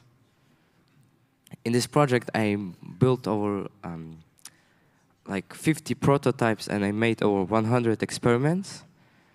Most of them were atmospheric engines, which means they work in air, but the last ones were engines that work in a vacuum only. This is my engine. We have there the argon tanks, the propellant, and then a high voltage transformer. And the main body of the engine is there, on the left side. And then we have a hollow cathode made of an copper alloy that's designed to emit more electrons. And then everything is placed in a custom-made vacuum chamber because the particles that fly out the engine collide with air and they don't create thrust.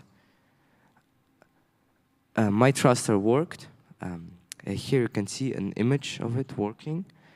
And it's the first time I tested it, it didn't work. So I made this contraption there that uses tube filled with argon gas, like only argon gas, so I can test it in the atmosphere.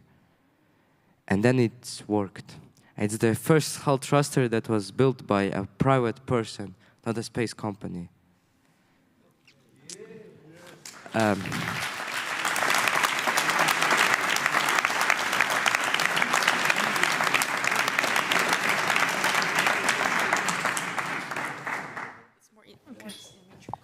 Hello, girls. Hi. Hello. Good to see you here. I feel like you fit so well on our green couch. It's all planned. So my first question would be, how did it go on stage? I think it went pretty well, except for maybe... maybe. Unfortunately, our presentation had a mind of its own. But I think other than that, we really had a lot of fun. We really like presenting our projects. We feel like it's really for everyone to understand. So I think we enjoyed it. Yeah, definitely. Very good. I think that's the most important thing. Now, you are free on this couch, and I don't think we would fit any more. How was this collaboration going? Was it a challenge to be three, or is it an advantage in your opinion? So it was definitely a challenge at the beginning, especially coordinating over Zoom and WhatsApp calls, all the details of the whole thing, and there were some misunderstandings during the way, and there are still now. but it was definitely a bigger advantage more because we are all university students and we all have our own study, and it was difficult to kind of fit this project next to our study. Of course, I understand, but you did really great. You're in the top 10, so congratulations. Thank you. For that. Thank you. So what do you study, and are these studies helping you in any way in this project?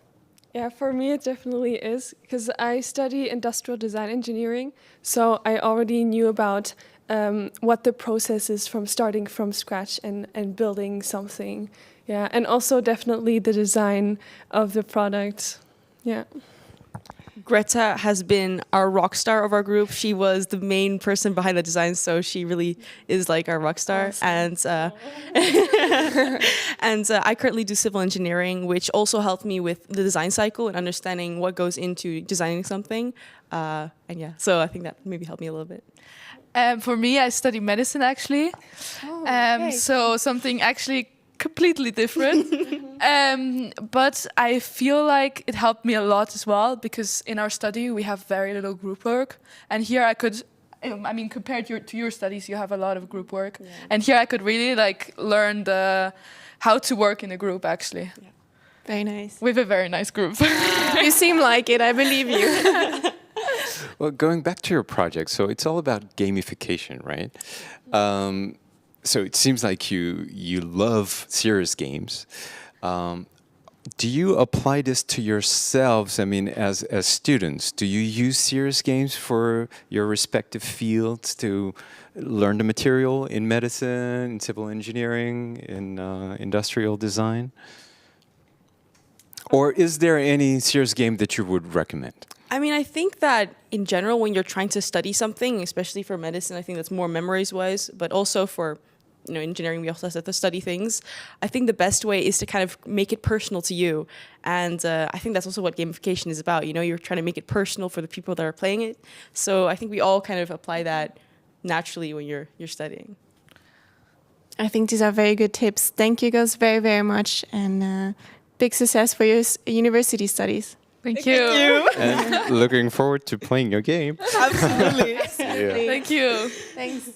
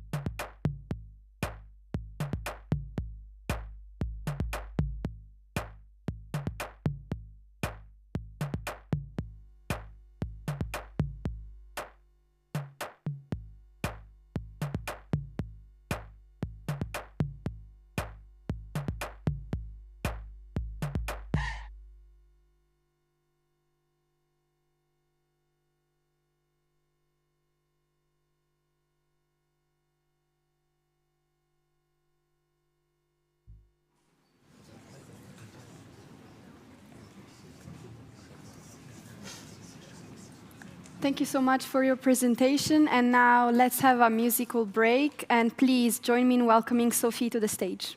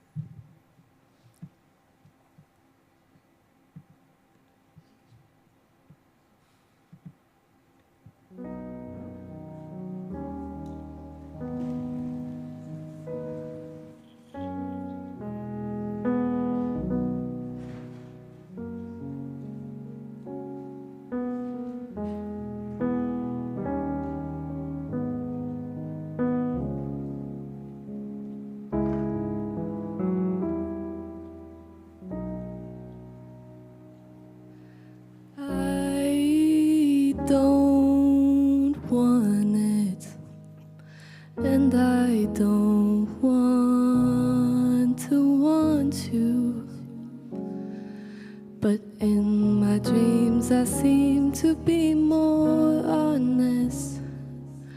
And I must admit you've been in quite a few. Halley's Comet comes around more than I do, but you're all it takes for me to break a promise. Silly me to fall in love with you. I haven't slept since Sunday. Midnight for me is 3 a.m. for you, but my sleepless nights are better with you than nights could ever be alone. Ooh, I've been good at feeling nothing, now I'm hopeless. What a drag to love you like I do.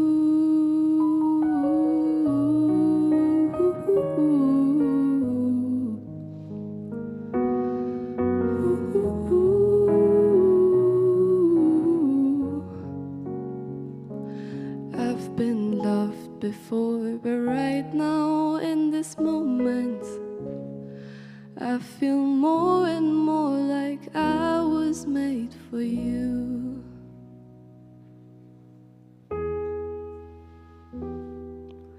For you.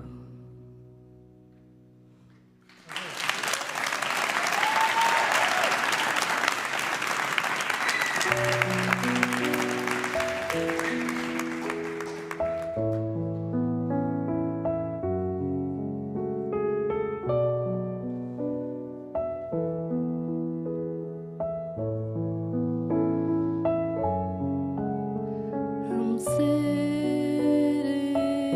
in my brother's room.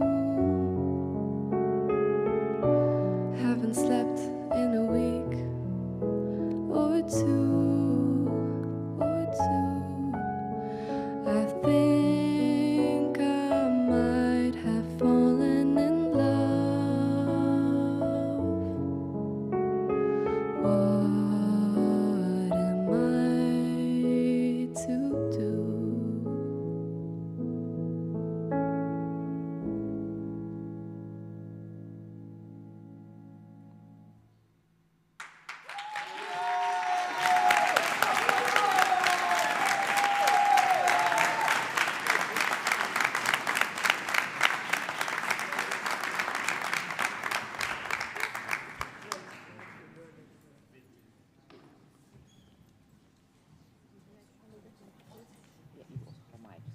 Mag ik een groot applaus voor Sophie van Schlier.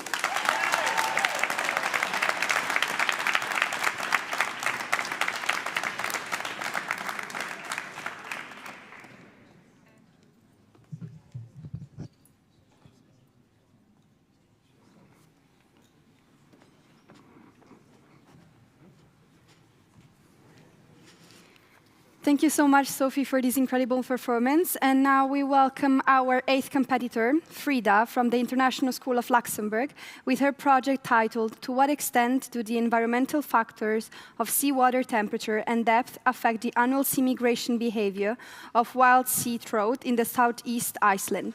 She conducted research based on experiment using online tagging data sources. In her work, she compares the trends between Iceland, Norway, and Denmark in order to arrive at a more accurate conclusion. Please join me in welcoming Frida to the stage.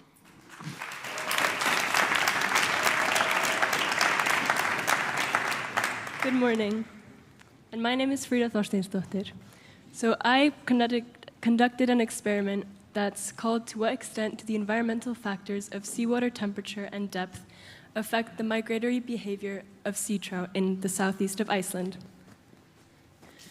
So I'd like to start with a question. Did you know that sea trout led to the colonization of our rivers as the ice retreated 10,000 years ago? It is now recognized that sea trout are in trouble in many areas in the world. In some areas, scientists have identified specific problems, such as the catastrophic effects of sea lice that derive from fish farming, as well as climate change and extensive farming. So this fish is known as the Ice Age fish, and it has been subject to a lot of natural selection and evolution. Personally, I go fly fishing, that's catch and release, every year in Iceland, and I've always been interested in knowing why they migrate to the sea every year and come back to the exact same places in the same rivers. So observations that I've made from my research so far is that the global rising temperatures are causing the diversification of the fish in Iceland, because the fish are traveling northwards to reach their optimal temperatures. The glaciers are also melting and are predicted to have completely melted by 100 to 200 years.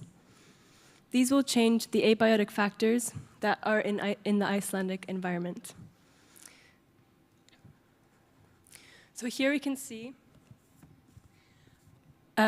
two images that show where I conducted my research. So on the right, we can see that I conducted it in the southeast of Iceland. With the red, you can see the peat bogs, beaches, and sand dunes, and the green shows the birch, woodlands, and sparse vegetation. The Vatnajökull is the glacier that is shown in the image, and is the largest glacier in Europe. And the water that runs from the river comes mainly from this glacier. So from the other image on the left, we can see that this area is the warmest in Iceland, and also is subject to relatively high precipitation.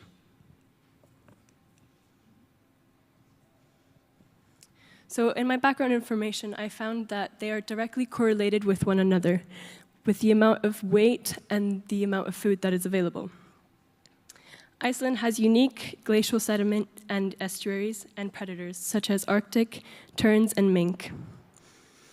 The fish will try to maintain a constant internal environment by changing their temperature and their depth. So they'll change, the temperature has an effect on their metabolic rate, their feeding habits, their energy balance, and their locomotor behavior. Sorry. So large deviances in this temperature will eventually cause acclimation, and this is, for example, like changes in the metabolic enzymes in the fish. And this will also affect the rate of hatching, which in turn changes the metabolic, the migratory behavior of the fish. The depth, the fish change their depth in order to reach a different salinity, lunar and solar poles, as well as the feeding behaviors and avoidance of predators. These fish are very sensitive to water abstraction and pollution, land drainage, nutrient enrichment, and siltation, which comes from extensive farming and forestry. These factors have caused extinction in many areas of the world. So for my methodology, I use sources from online databases and professional work, as well as a correspondence with a marine biologist. They all use data storage tags, which are surgically placed in the back of the fish, and these can measure parameters such as depth, temperature, and number of days measured, as well as the GPS. So I conducted a theoretical-based experiment, and I found I was able to make a graph that shows exactly the areas where the fish migrates into the sea and exits the sea and goes back into the rivers. So the blue is the temperature and the orange is the depth. And it illustrates how the trends act as they are moving further with the time. So from this, we can see that they are having deeper dives near the end of their migration. The migratory period is between April and September, and the average migration to enter the sea is in the beginning of June, and the exit is in the beginning of August. So these comparisons are very important because from what the information I got from Iceland, it was the conclusions that I can make weren't as significant as if I would compare them to Norway and Denmark. So this is why I decided to compare them to these countries as well, because Denmark has a lot deeper, shallower and warmer temperatures, and Norway has a lot deeper and colder temperatures. So Iceland is in between the two. Here we can see a visual representation of the trends between the countries. So here we can see on the left we can see the percentage of depth reached compared to the percentage of depth that they had the possibility to reach. And we can see that Iceland is in between the three.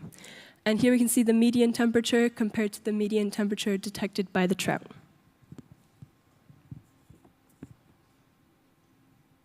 So with this, I calculated the percentage difference of each in order to see the trends all together. And we can see that they all have a very similar migratory period.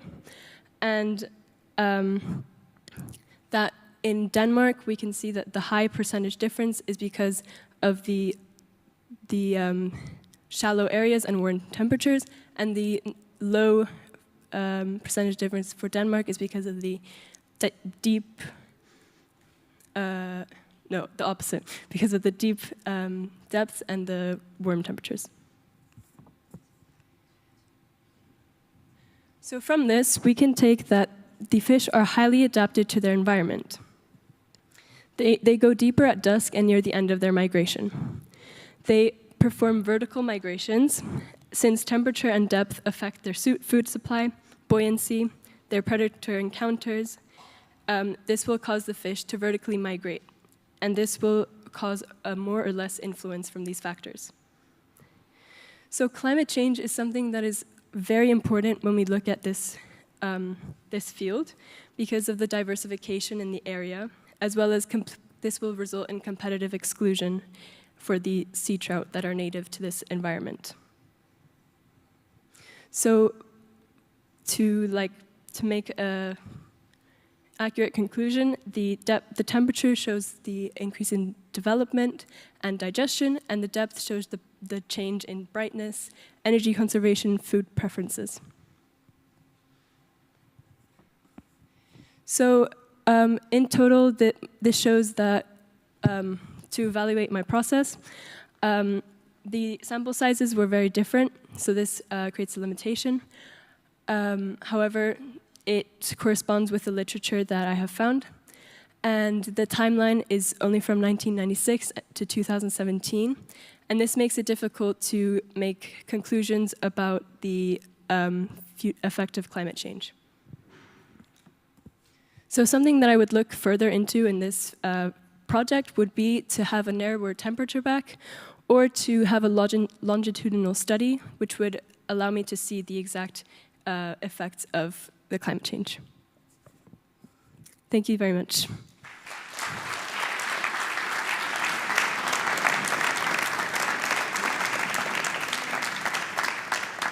Hi, Rodion. Hello. How you doing? Good. Yeah. So you're only 13, and it's already your third participation to the Jonk Fuerscher contest. It seems like it keeps getting better and better for you, because now you entered the top 10 league, which is already a huge performance. Did you feel some pressure in doing the project this year? No. No, it was easier. Yes, because last year I did not understand what I was making, what I was doing. I was just thinking, and then using ChatGPT to to write the code for the last year. So good advice is just always to check what ChatGPT says. Yeah, right. Every year now you come with a project about space, or rockets, or rocket engines. This year it's a hall thruster. You build it in the garage. Do you have any spicy anecdote about the building of this device? Did you burn the car of your dad or something like that?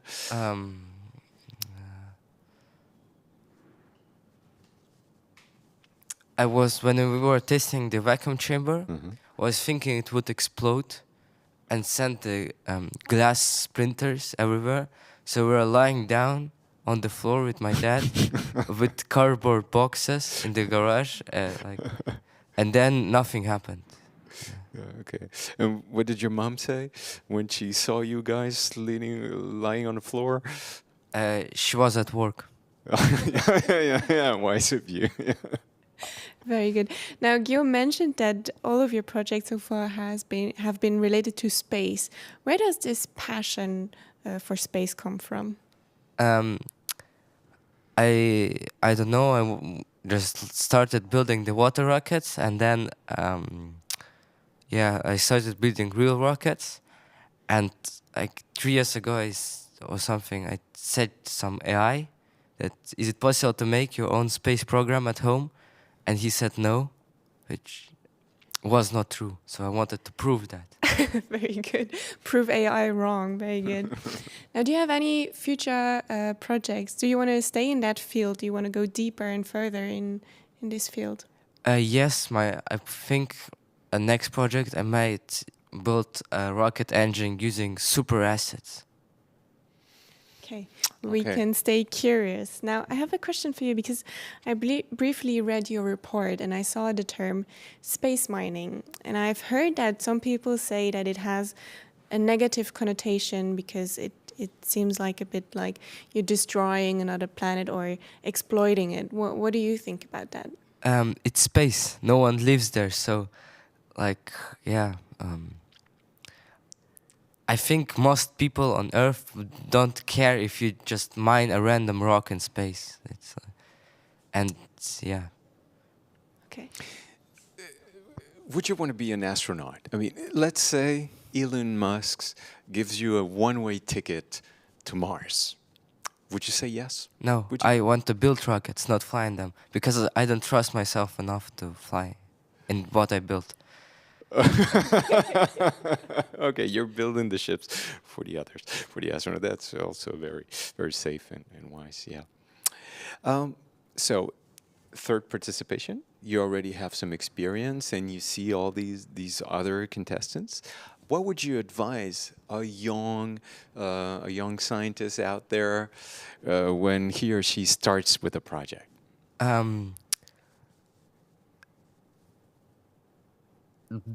I think you need to do what you understand, not something that you don't understand. And you need to do that is something that is not easy to do, something that is more complex to do and that maybe not so many people have done, but... look for novelty. That's it. Well, that's very nice closing words, I would say. Thank you so much for being with us, and good luck for the future. Thank you. Congratulations again.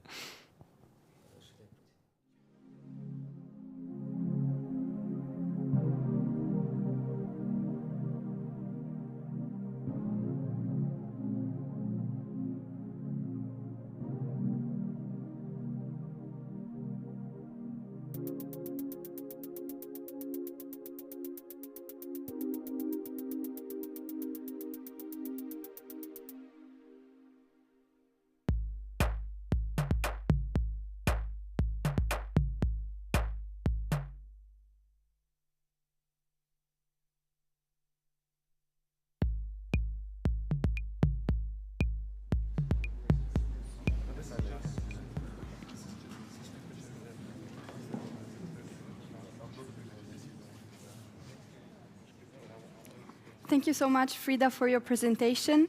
And now let's welcome our 9th participant, Julia, from the Lycée des Garçons Luxembourg, who is going to present her project, Cosmic Compassion, exploring the impact of a cosmic perspective on a compassion and societal attitudes. Her work consists in investigating the impact of adopting a cosmic perspective on compassion, pro-social tendencies, and societal attitudes. Let's find out more from her.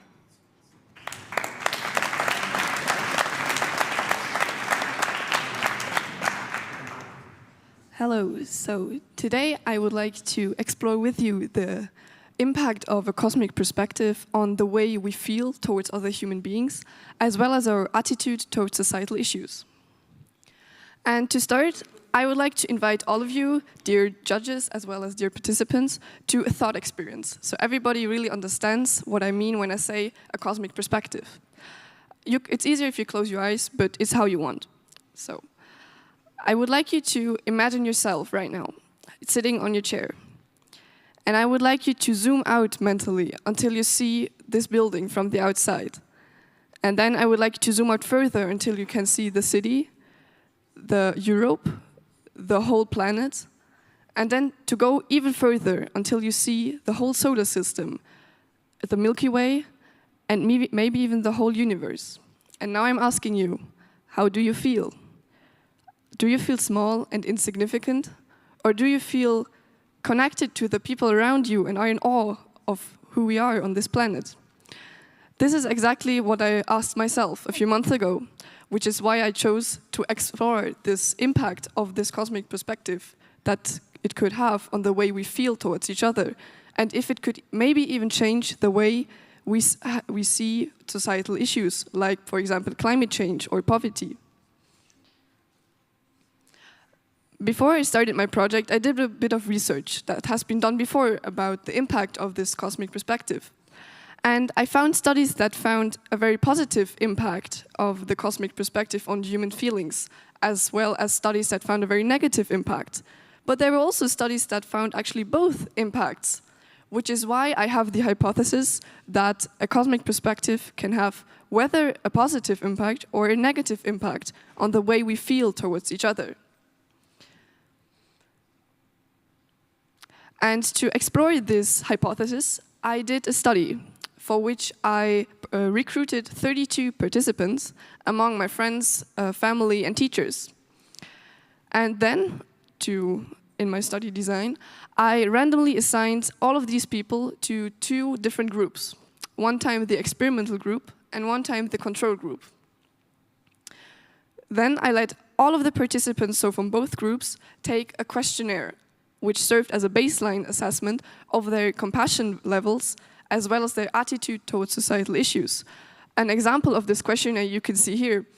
So there were different statements that you had to evaluate from 1, strongly disagree, to 5, strongly agree, to measure your compassion levels as well as the other values mentioned. Additionally to these questionnaires, I asked the participants different values, such as their gender, age, as well as educational level and interest in cosmic subjects, to later on maybe look at for correlational factors between the potential rays. After this first questionnaire, I exposed the experimental group to a cosmic perspective in the form of a YouTube video that showed different cosmic phenomena and our place in the universe compared to its size. The control group, on the other hand, I showed a neutral video, in this case about the biology of an octopus. After this exposure, I let all of the participants from both groups retake their first questionnaire to reassess their compassion levels as well as their attitude towards societal issues. After that, I compared the first questionnaire and the second questionnaire from both groups to look at the impact the exposure to a cosmic perspective had on the different participants. And what I found is very interesting because the control group had a raise in 1.5% compassion and societal attitude values, whereas the experimental group had a 5.6% raise in the values I measured, which you can see here, the difference between the first questionnaire and the second one. And what I found while comparing the additional values I asked the participants is that young students with a high school degree or less who had a high interest in cosmic topics were actually the ones who were most responsive to a cosmic perspective and who had the highest raise in compassion values and a positive impact on their attitude towards societal issues. And to determine if my results were significant to sum the theoretical stuff up, I found that the raise in values of the experimental group was very significant, whereas the raise of the control group was insignificant and can be neglected as a consequence. This is why I can draw the conclusion that a cosmic perspective actually has a positive increasing impact on compassion values and our attitude towards societal issues, with the most significant increase that I found among young students with high interest in cosmic topics. A practical application of this could be to integrate a cosmic perspective into the educational syllabus, because there you have students who are young, who are motivated and interested in different topics, who would be most responsive to this cosmic perspective. There were also several limitations in my project, which limit the generalizability due to, for example, the familiarity of the participants with me, the researcher. However, there are a lot of future questions I could ask. The two most important ones are, since my work is very theoretical until now, if there could actually be observed a practical change in the behavior of people caused by this cosmic perspective, as well as what would be the potential long-term effects of adopting a cosmic perspective on the way we feel towards each other. And these two questions could be combined into what I said earlier, the theoretical integrating of a cosmic perspective into the educational syllabus. Because there you have, as I said earlier, the students who are young, who are most responsive, and it could be a long-term study. Especially in times where conflicts like the one in Ukraine and Israel-Palestine, as well as climate change, are predominant in the headlines, I think it is very interesting to explore the impact a cosmic perspective could have on the way we feel towards each other, and maybe even help in solving and tackling these problems. Thank you.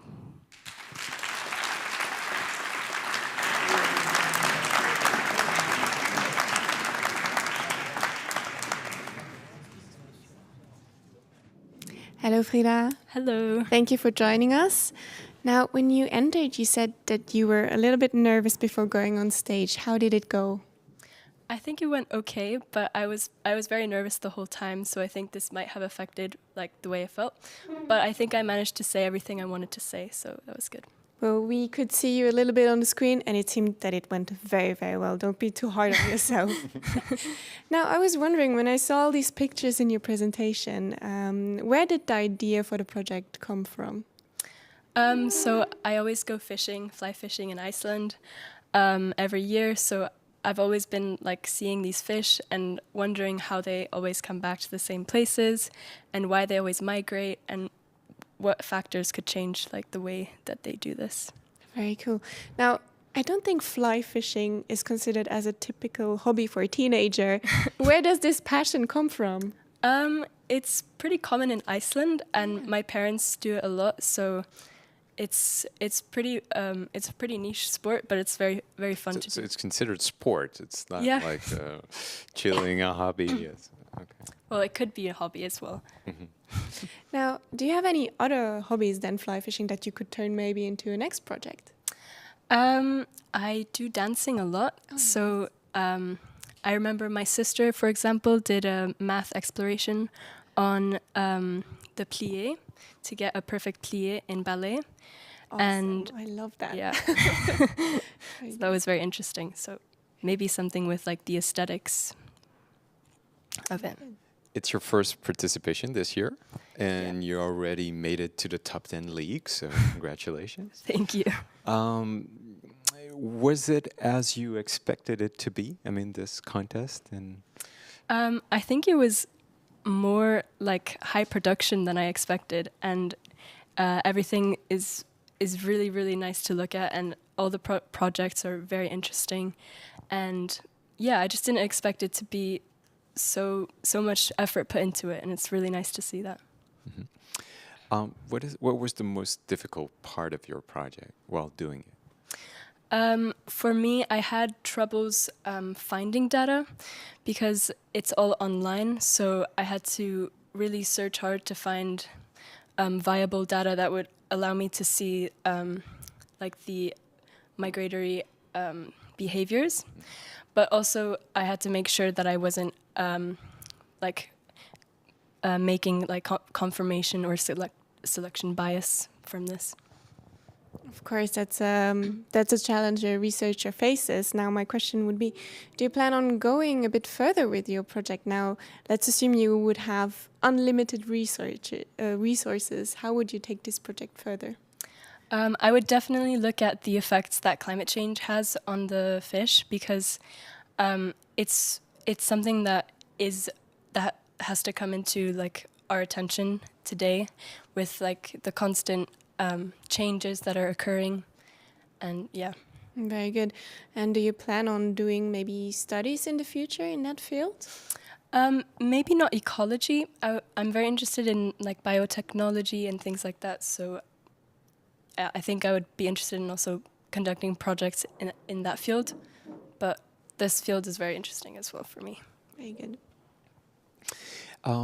Is there any advice, as a newcomer, is there any advice you would give to also other newcomers next year's? I would probably say just relax, because personally I wasn't very relaxed before going, but also just prepare your presentation a lot before, and I think those two are the main points that I'd have. Well, I think those are very good tips. Now, what actually pushed you to do this project for the first time? So at school, for my IB diploma, we had to write an extended essay. So I chose to write about biology, and I picked the sea trout in Iceland because I have such a close connection to it. Also, my dad's friend is a marine biologist who has a lot of data and research on the same topics. So as you took the IB, this means this is your last year in high school? Yes. What you're going to do next year? I'm currently applying to different universities, and I'm looking at subjects and courses like biotechnology, biomedical engineering, or biomedicine, and things like that. Yeah. And what would be your first choice? It depends kind of on what I'm good at. So I think maybe biotechnology. Yeah. And do you want to go do that in Iceland or somewhere else? I'm looking at mostly just countries around Europe and Netherlands, Ireland, also like warmer places, or also Scandinavia and Iceland, yeah. Very good. Well, we wish you the best of luck for that, and thank you for being here, and Thank you so congratulations again. Thank you. Congratulations again. Thanks. Thank you.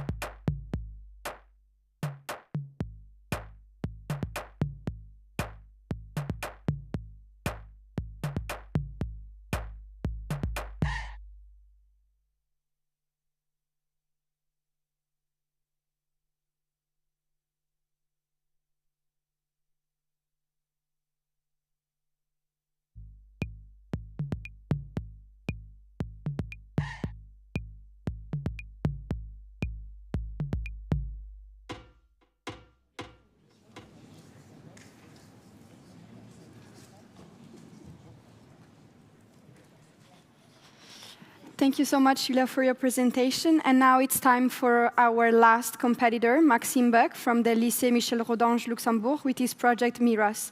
He created and developed an atmospheric ion engine which operates using electrohydrodynamic thrust. Come on, Maxime, tell us how you did it. No? This is what you wrote. This was not the right description, but it doesn't matter.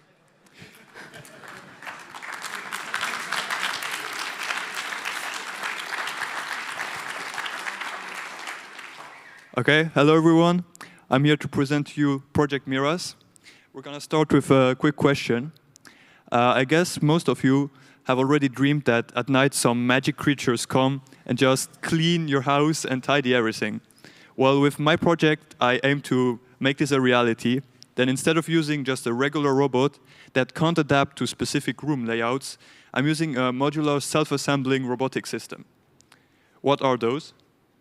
Well, those are composed of different modules. Each module has very limited capabilities. But once you assemble them into a bigger structure, this entire structure is highly adaptive and flexible to any kind of scenario, because it can reassemble itself and be ready for the next task. While researching, I stumbled upon three main problems in current modular robotics projects.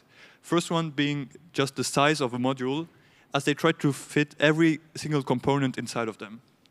Afterwards, there was also the problem of degree of freedom, so they couldn't move enough to be able to move around on their own. So once they are disconnected from the structure, they will just be left behind. And finally, searching online, there was a complete lack of big simulations with hundreds of modules, which really can't show the entire the structure is even capable of.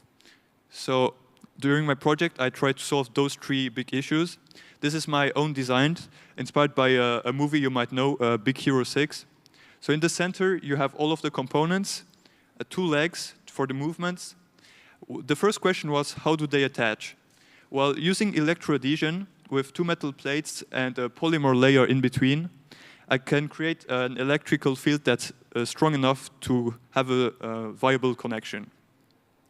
Afterwards, I just designed the movement, so the need to be completely free and have a really like 360 degree of freedom. So each leg can move up and down, but also the entire center that can move around. At first, I just started with theoretical proof of the electronics to move on way faster towards the simulation. I have a Arduino, one of the tiniest microcontrollers and some of the tiniest gear motors in the world. Afterwards, once I had the component, I switched to making a real 3D model with the real sizes of the components. And once I had this model, I could check the sizes to make an approximate one. The first simulation was just to make it walk around, and there I wanted to hardcode it myself, but it was really slow at first. I could have tweaked the variables for hours, but I had the idea to use a reinforcement learning agent that would do this for me way faster. Using OpenAI Gym, I used one of their environments, just tweaking some of the settings, which wasn't all that difficult. And once I had the right agent, I could then transform it into Unity. Unity is a like physics-accurate engine, normally used for game design. And at first, I had no idea how I wanted to control a huge amount of them. So I started little by creating some of the basic structures you see right here. There are tons of structure possible, and I'm sure some are more efficient than others. But I just started and found those. At first, I did like 2D ones, then switched to 3D. But for 3D, it's really difficult to imagine the structure on just a computer screen. So I had the idea to implement a VR application on a VR headset. I used a feature that's called pass-through, which lets the user see their immediate surroundings in the VR headset. And additionally, when opening the application, it creates a 3D mesh of the surroundings, which allows to interact with the actual objects. Else, if you shoot something, it would just pass through. The first feature was just putting my 3D model and being able to make it bigger and inspect it. This is in my garden, and the actual object doesn't exist, right? Everything works with hand tracking, so no need of controllers. And this is possible through the cameras that track the position and rotation of several points on the hands and then recreate those gray hands over mine. And then the initial idea to be able to make better structures, just spawning new ones of my module and then being able to adjust the angle, and then you can just put new ones, etc. Once I have a nice structure, I can then export it onto my laptop to use it later. Here you have just a basic simulation of how the first connection is done. What? Okay, it doesn't work. No, it doesn't matter. And then to help a module to go on the second floor. How does this work? Well, there is a helper module that actually pulls the other one up and then can disconnect. So it really makes like a chain that can go infinitely. But why did I, to make even bigger structures, it was still tedious work. So I had the idea to use voxelization algorithms to turn a normal 3D model into a voxelized 3D model. Basically, it takes the polygon mesh and makes little cubes out of it. And those cubes, I can then replace them with some of my basic structures to make one that seems just like this 3D model.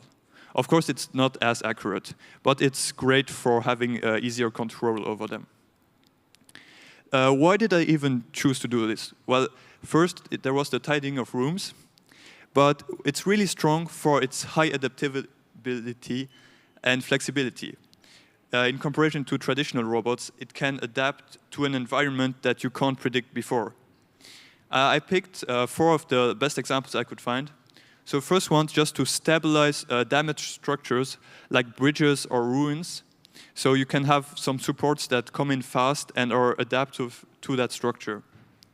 Lately, to just move objects around, to pick up objects, to manipulate objects, and for example, to assemble furniture. There again, there are so many different, like IKEA furniture. You cannot build one robot that will be able to all of them. So here it can, again, it can adapt to the specific furniture. And finally, just to explore environments where you're not sure what's going to be there. To conclude, yes, I solved almost all of the 3 issues that I told you before. Only the size, I'm not so happy about it. But that's all right, because I'm only using components you can buy online. And I can change the motor placement. I believe this will reduce size still.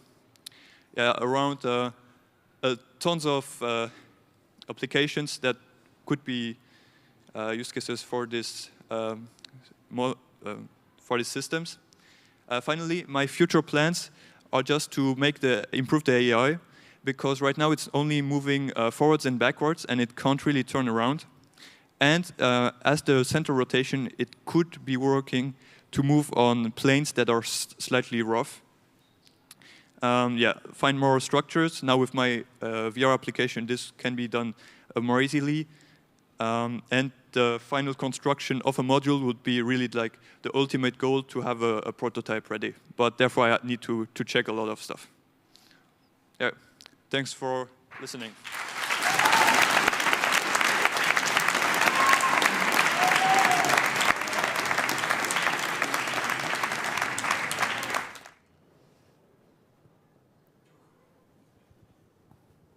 Hi, Julia. Hello. Hello. Welcome to our studio. So you're one of the new kids on the block, first participation, and you're already sitting there in the top 10 couch. How'd you feel? I feel very excited because actually I decided about 4 months ago to actually participate. So I'm very happy I did go through with my plan and that I'm sitting here now, and I'm very happy I participated in this project. So I know you are a physicist by heart, or astrophysicist, and somehow you turned into a social scientist for good. Could you tell us a little bit more about the genesis of the project, how you came to that idea and why? Actually, at the beginning, I wanted to do a more physics-related experiment. But since I'm also very interested in psychology, I decided to do a project that involves both at some point. And since when you're interested in astrophysics, you start thinking, what is our place in the universe? And what is the meaning of all of this, perhaps? And if you're confronted with the news from time to time, you see there's a lot of things going wrong in the world. And I thought maybe the fact that we know what our place in the universe is could influence the way we see those topics and maybe even solve them to some extent. Yeah, well, it is a very, very interesting combination, I feel like. And I was also wondering when you did your presentation now, do you have any idea about the mechanism that could lie behind, like the reason why this cosmic awareness might have an effect on our behavior? Well, the cosmic perspective in the beginning, it relativates your place in this world. So, especially in Western societies, I think that the focus is really on the individual, and it makes us lonely to some extent and disconnected from our environment and fellow human beings. So, I think this visualization of the place we are in and the fact that we are all together as a humanity on this one planet compared to an unimaginable space really makes us more feel interconnected because we're all on this together, and maybe we should solve our problems together as well.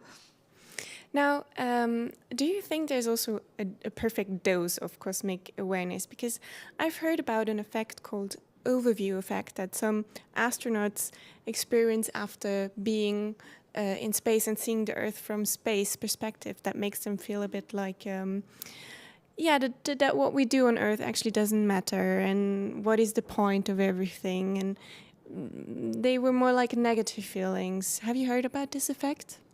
Yes, I have indeed, but the thing is, as a background research for my project, I looked into a lot of studies that were about the effect of the cosmic perspective. And there were studies who actually found a very positive impact on the human mind, as well as studies that had a very negative impact on the human mind. But there were also studies who had both. So there's a bit of everything. But I think especially in a long-term experiment, you could really see if there is a critical point where really the interconnected feeling turns into existential distress, for example. So that would be really interesting to investigate. A lot to explore, indeed. Do you think your study would have been just as conclusive if you've used not astrophysics videos, but say biology video, evolution biology, showing that human beings are just cousins of all the living creatures on Earth, etc.?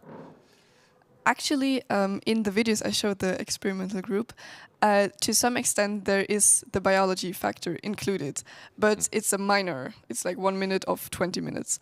But I think focusing only on this biological aspect would kind of take the relative effect away. So we only know, okay, we're on this planet together and if there's evolution from this to that, but it's not like the space relativation. So I think that would be a key aspect that would be missing.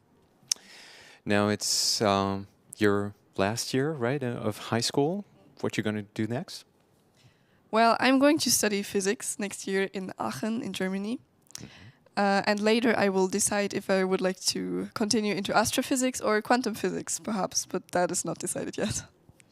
Well, we're very curious, and we wish you the best of luck. Thank you, Julia, and congratulations again. Congratulations. Thank you.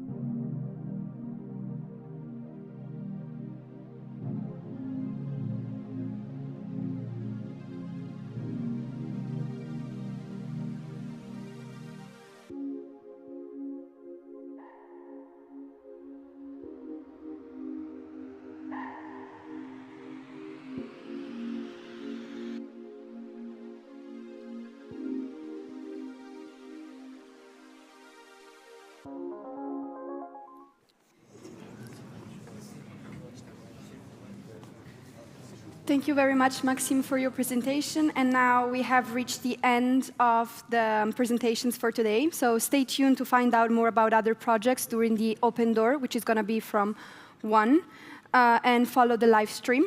So just some quick information for the participants. After this ends, please head through the main entrance to get your voucher and go to lunch, as the open door will start at 1.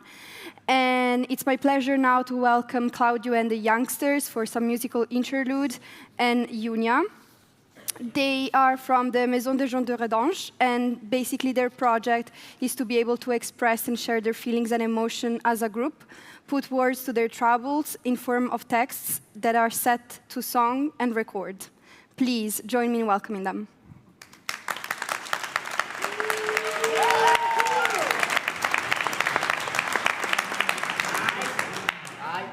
Hello everyone, my name is Claudio. As she said, I work in the youth center. I will try to make it in English that everybody understands.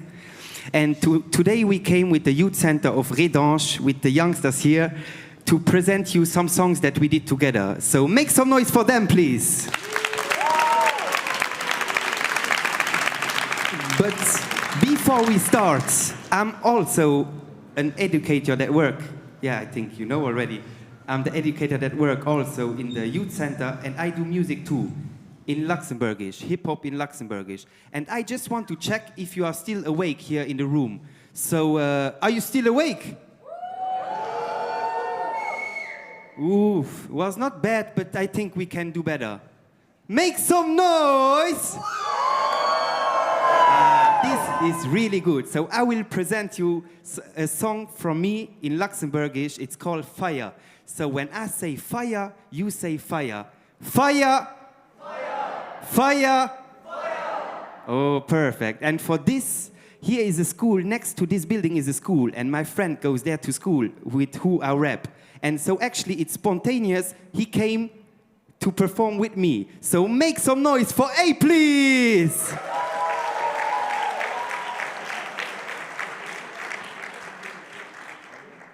Yeah, because it's hip-hop and it's from the south of Luxembourg, I want to see all the hands here in the air. Can I see all the hands here? Ah, nice. It's called Fire, okay? It's easy. But now the hands go down again. They have to still be up. All the hands, come on.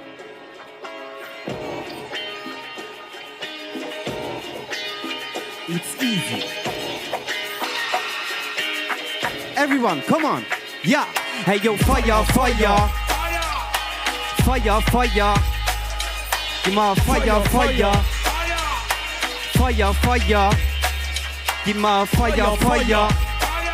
Give me fire, fire. Give me fire, fire. Okay, all the hands like this. Come on, yeah. Yeah.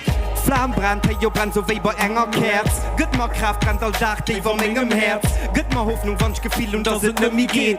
Steck mich, sie springt mal Licht an der Dunkelheit. Jo, weil Feuer brandt, ja, solange ich da sind. Feuer brandt, doch wann ich nicht mehr da sind.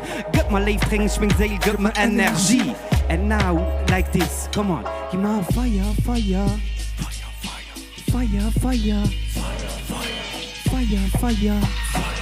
And all the two hands, everybody, come on! Boom! Hey, yo, Flamme, jo, die brandt. Ja, sie brandt, jo, so lang wie sie kann. All Moment, könnt ihr Star so benannt. And now I want to hear everybody. Fire, fire. Gib mal Fire, fire. Gib mal Fire, fire. And even if you sit, you can move a little bit. Come on. Ein Lied verlangt, verdanken nicht der Flamme, dass ich meine Leute kennen, noch von ich oft. Geduld hat sie geben, wo Pallen zu brennen, mir sie brennt. Sie geht nicht aus, als du von ihr sie brauchst. Sie besitzt, hützt an den Stübst, in der mir sitzt, geht aus mir raus, das ist der Moment.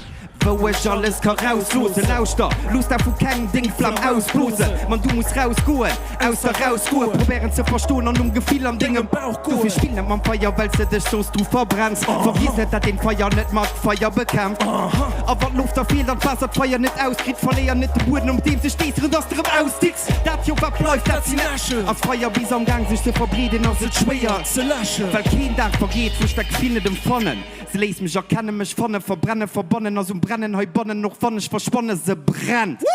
Everyone! Flamme, jo, die brennt. Ja, ze brandt jong so lang wie ze kann. All Moment kann deine Star so benannt. And now I want to hear everyone. Gib mal Feuer, Feuer. Feuer, Feuer. Gib mal Feuer, Feuer.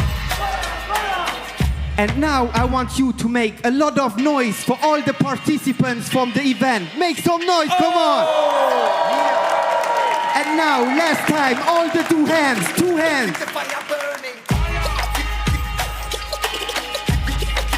Keep the fire burning. Beautiful, stay with the hands like this. And now, loud, everyone. Fire, fire. Give me fire, fire. Give me fire, fire.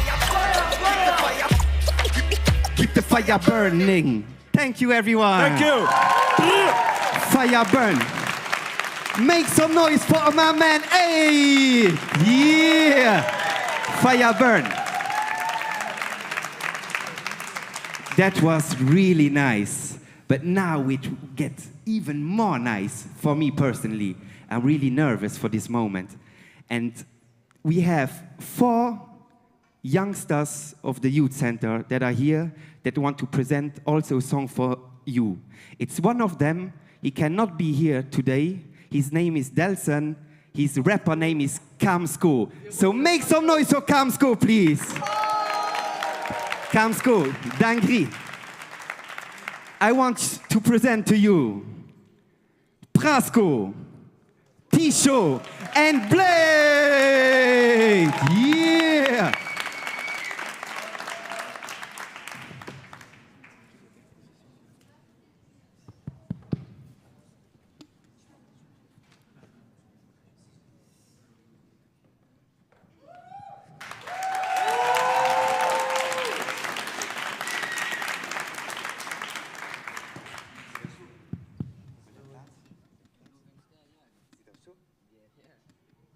Are you ready?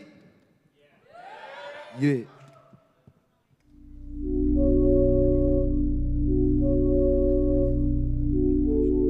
C'est une dinguerie. Check it out, y'all. Check it out, y'all. Eu continuo na minha reta como era previsto. Continuez de faire ce que vous faites, n'arrêtez pas. Vous saurez ce que c'est que la valeur de la vérité. Toujours le même, ah ouais. Ah ouais. Ah ouais. Put the hands up for them too. Come on. Le plus important, c'est rester soi-même. C'est une dinguerie.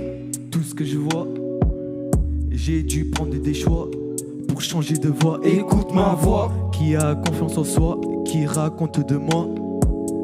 Toute la nuit, je pense à toi. Hier je t'ai croisé dans la rue, tu faisais les gars du bloc. Tu parles trop débit grave, mais t'as jamais tenu un Glock. Tout ce que je vois, je l'ai dit. Tout ce que je vois, j'ai dit. Mais dis fini, que l'amour n'a pas de prix. C'est une dinguerie. Puto tá aqui a representar, não tô a brincar. Família sempre em primeiro lugar, cabeça no ar. Coração partido, situação fodida. Esperança na minha vida, amor para a minha querida. Ei, sei que eu não tenho estado aqui para ti. Desculpa, irmão. Não faz mal, tenho orgulho de sentir o teu aperto de mão.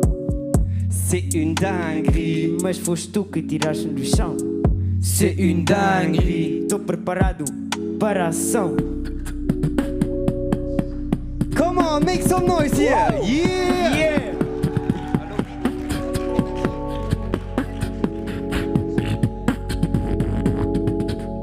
It's easy. Dinguerie is the word. Everyone. Dinguerie, dinguerie, dinguerie. Ouais, ouais. Dinguerie, dinguerie, dinguerie. Dinguerie, dinguerie, dinguerie. Ouais, ouais. Dinguerie, dinguerie, dinguerie. Vas-y les gars. C'est une dinguerie. Tout ce que je vois, c'est une dinguerie. Puto tá aqui a representar. C'est une dinguerie. Y'a des gens qui m'appellent mon ref. C'est une dinguerie. Y'a des gens qui m'appellent mon ref, mais dans mes galères ils ont pas la ref. Faut rester impliqué, toujours rester vrai, même si l'argent rend pas facilement. T-shirt 354, je connais la nezo, impliqué de tes bails depuis Mino. La vie c'est chaud, et l'argent sale m'a rendu trop parano. Dinguerie, dinguerie, dinguerie. Now you. Dinguerie, dinguerie, dinguerie. Ouais, ouais. Dinguerie, dinguerie, dinguerie. Ouais, ouais. Dinguerie, dinguerie, dinguerie. Make some noise for T-shirt, Brasco, and Blake.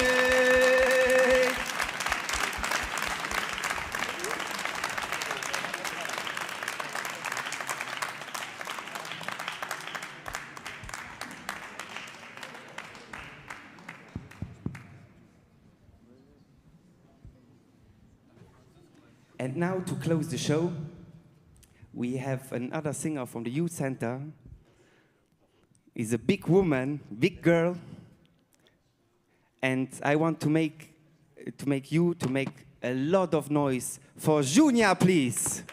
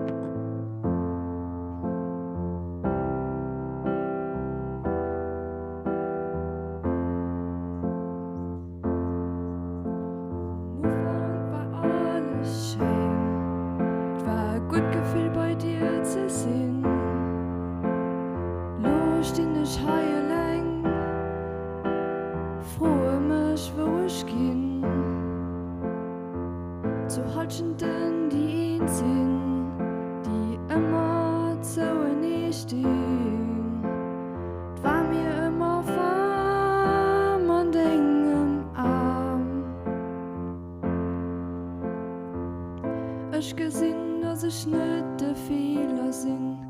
Ich sie stark und ich fertig abgehen. Werd mein Velo machen und es hält mir kein mein Lachen. Ich gesehen, dass ich nicht der Fehler sind. Ich sie stark und ich fertig abgehen. Werd mein Velo machen und es hält mir kein mein Lachen.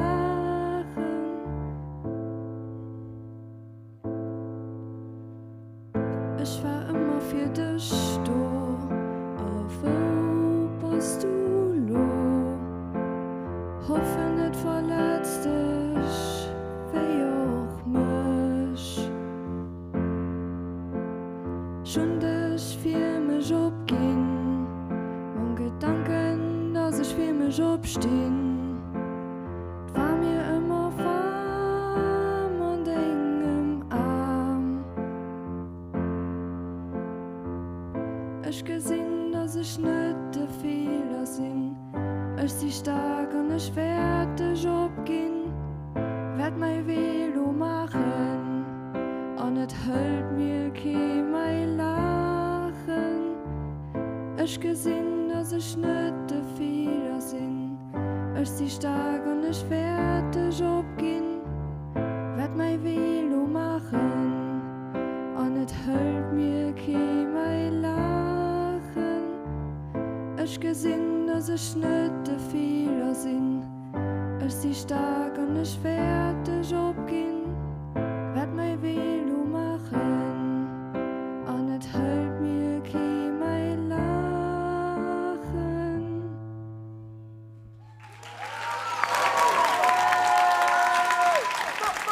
Merci.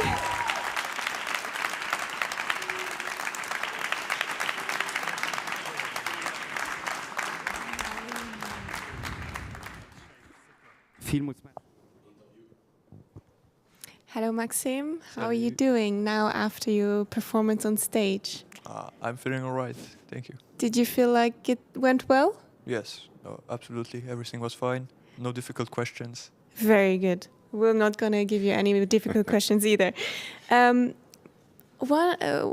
thing I want to know from you is, where did you stumble upon this subject of modular robotics? Where did the idea for the project come from? Yes, so I didn't have time to put this in the presentation, but on my poster there's like a big image of the movie Big Hero 6, and it's actually from this microbot that I was like, does this already exist in reality? What is possible? And then I searched online and I stumbled upon the field of modular robotics. Very cool. And it is not the first time that you're participating. And did you feel like there were some expectations on you? Did you feel some pressure to perform as well as last time? Well, last year I had made a project for myself at home. And just like last minute, I learned about the entire thing here. So now that it's the second year, I was sure that I would participate. There was a little pressure because I didn't have a fixed project like 3 months before. But I had worked on a lot of different parts that were afterwards super useful for the entire thing. Okay, and let's say now you would participate a third time next year. What would you do differently than this year? So next year I would certainly continue this year's project, trying to make a real prototype and seeing how things go. Yeah. So you have experienced already a very prestigious international competition, ICEF in Dallas, Texas last year. What would you recommend to the participant this year who will go abroad to international contests? Just have fun, really, because you won't have time to change your project until then. So just take it as it is and really learn from other projects. I think that's the most amazing part. What was the most difficult part in doing your project? Right now, well, I have a lot of different parts that combine make this project, and in each part there are huge problems always. I guess one of the biggest problem I'm gonna face is just the energy distribution in the entire system. At first I wanted to just have current pass through like one of the ones on the ground and then go towards all of them, but then there wouldn't be such a good distribution, so I need battery modules that can move around inside of it, etc. So it's not gonna be so easy. I see that you've learned a lot in the field of robotics from your projects. Now I want to know, do you feel like you personally also have you grown through this project? What personal skills have you learned? Well, it's a combination of tons of skills. So I had 3D modeling, programming, now virtual reality also. I had a lot of skills that I learned already from last year that I could use this year.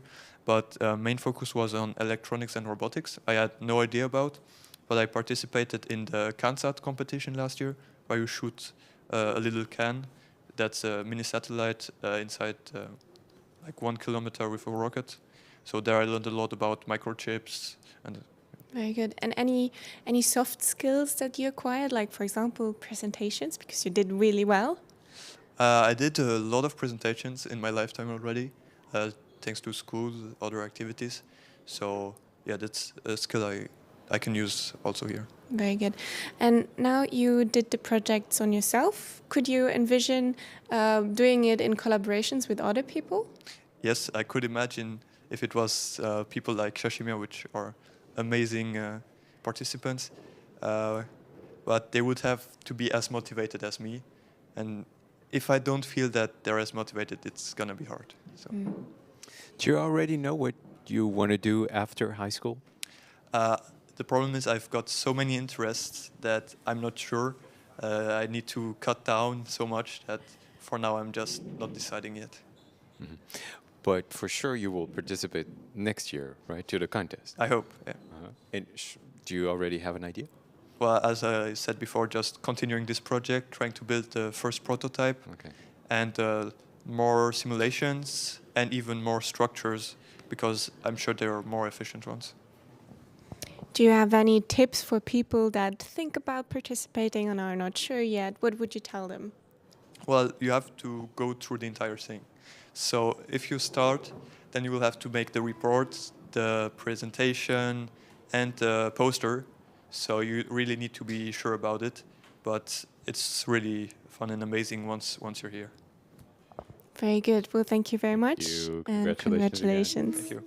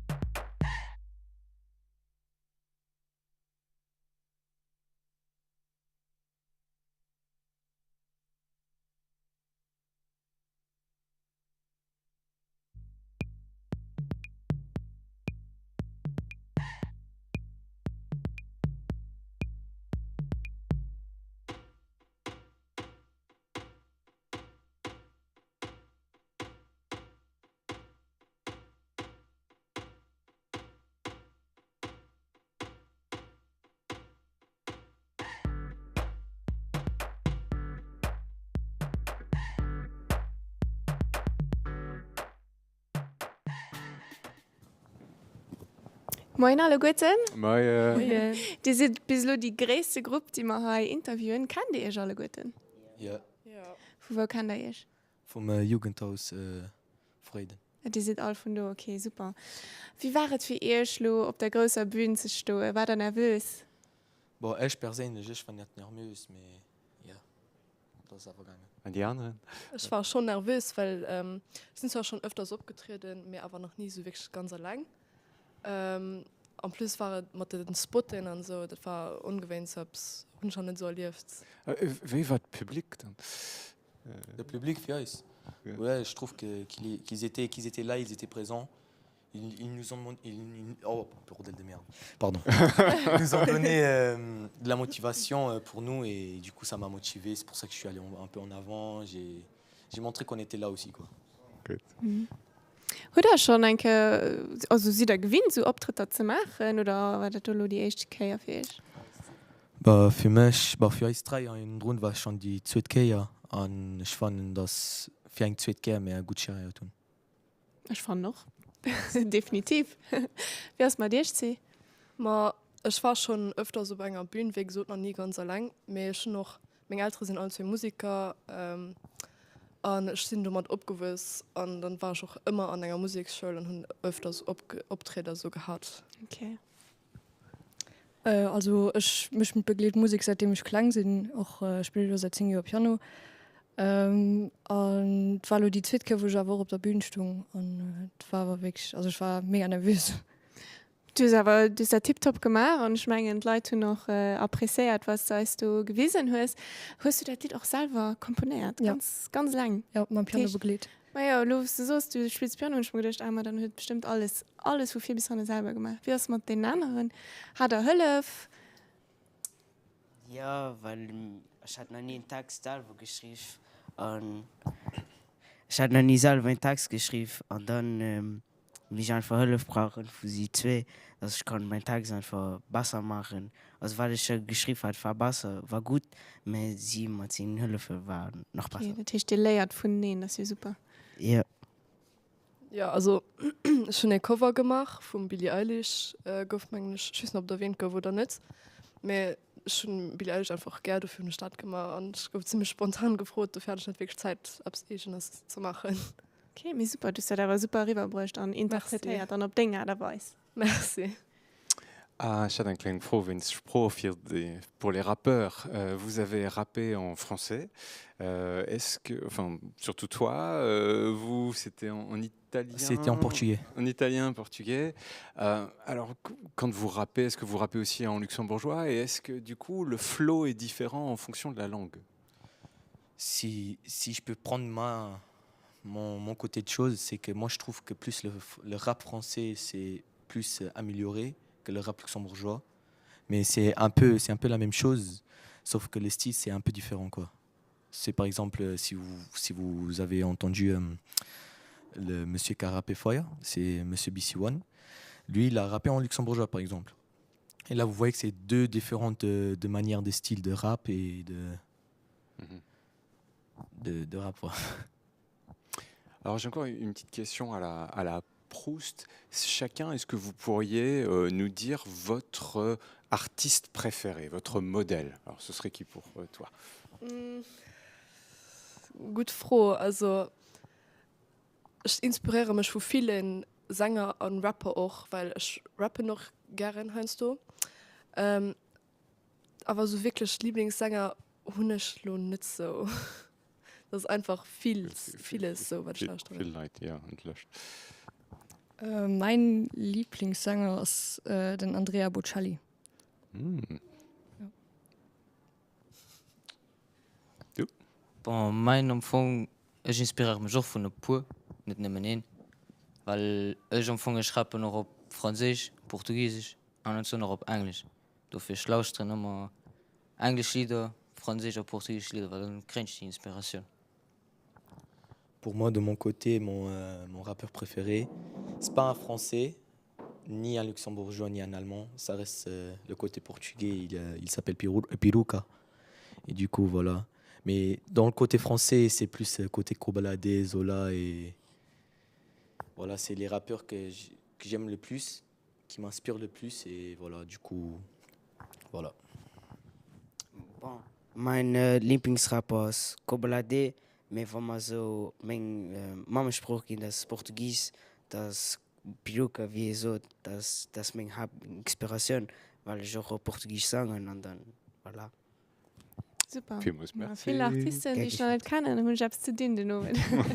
Vielmals merci, dass ihr hier wart und für die flotte Performance. Gratulation. Ne? Ja.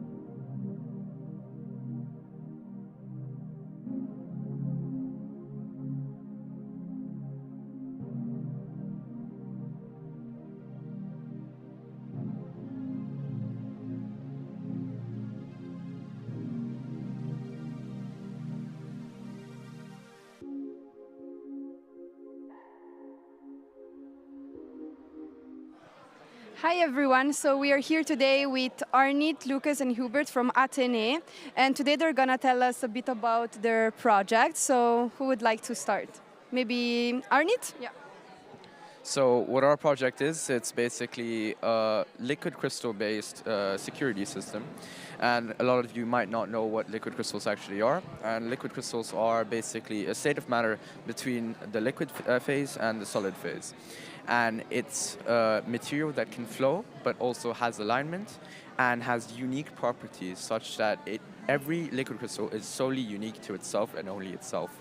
So you can imagine this makes it a very good security system. And we decided to make a sort of key card and a lock system which can be used everywhere in high security environments. Thank you, Arnit. And I just like to know, why did you guys decide to work on this project? Maybe. So Arnit came up with the idea for this project whilst doing his internship at the University of Luxembourg, and then he decided to take me and Hubert onto the journey with him in order to try and exploit the unique capabilities of liquid crystals. And we wanted to see how far we could get with our locking system and what we could basically achieve using the brain power of 3 individuals. Okay, great. And what do you think are the next steps for your project? Well, obviously, some of the next steps could be implementing it into actual governmental buildings, maybe important rooms that people want to keep secure, and maybe as well bank vaults, as there are many precious stuff in these rooms. And also, one very quick thing, we want to try to put it into our own locking system as well, just to see how our AI works with it and test the very baseline, the beta model, which we will then try to implement in further government buildings. And did you encounter any difficulties when doing your project? I believe that, yes, we have encountered some difficulties. We cannot ignore that fact. However, what matters most is that we overcame these hiccups as a team. And in the end, we got here today. Yesterday, we managed to present in front of the juries and make a comprehensive effort. So that's what matters most in the end. That's great. And do you think you will be participating next year again, maybe as a team or not, into the National Jonk Fuerscher contest? I mean, for me, it's a bit of a difficult situation because my IBs are starting next year, so I may not. I may participate if I have the time, but I guess that's really up to the future to see. Yeah, I think I will be participating as this was my first time. I enjoyed it, so I think I will be participating next year, even though I am starting my IB diploma. But yeah, I think if I find the time, I'll definitely be doing it. Yeah, just like Hubert said, I think despite the fact that all of us are starting our IB, I think it's still a good idea to try to find a balance in between school life and outer life. So this project, even though it is still work and brain power intensive, I think it's a nice little middle for us, and we can see what we can get one more time. Okay, perfect. Thank you so much, guys, and we hope to see you next year. Bye.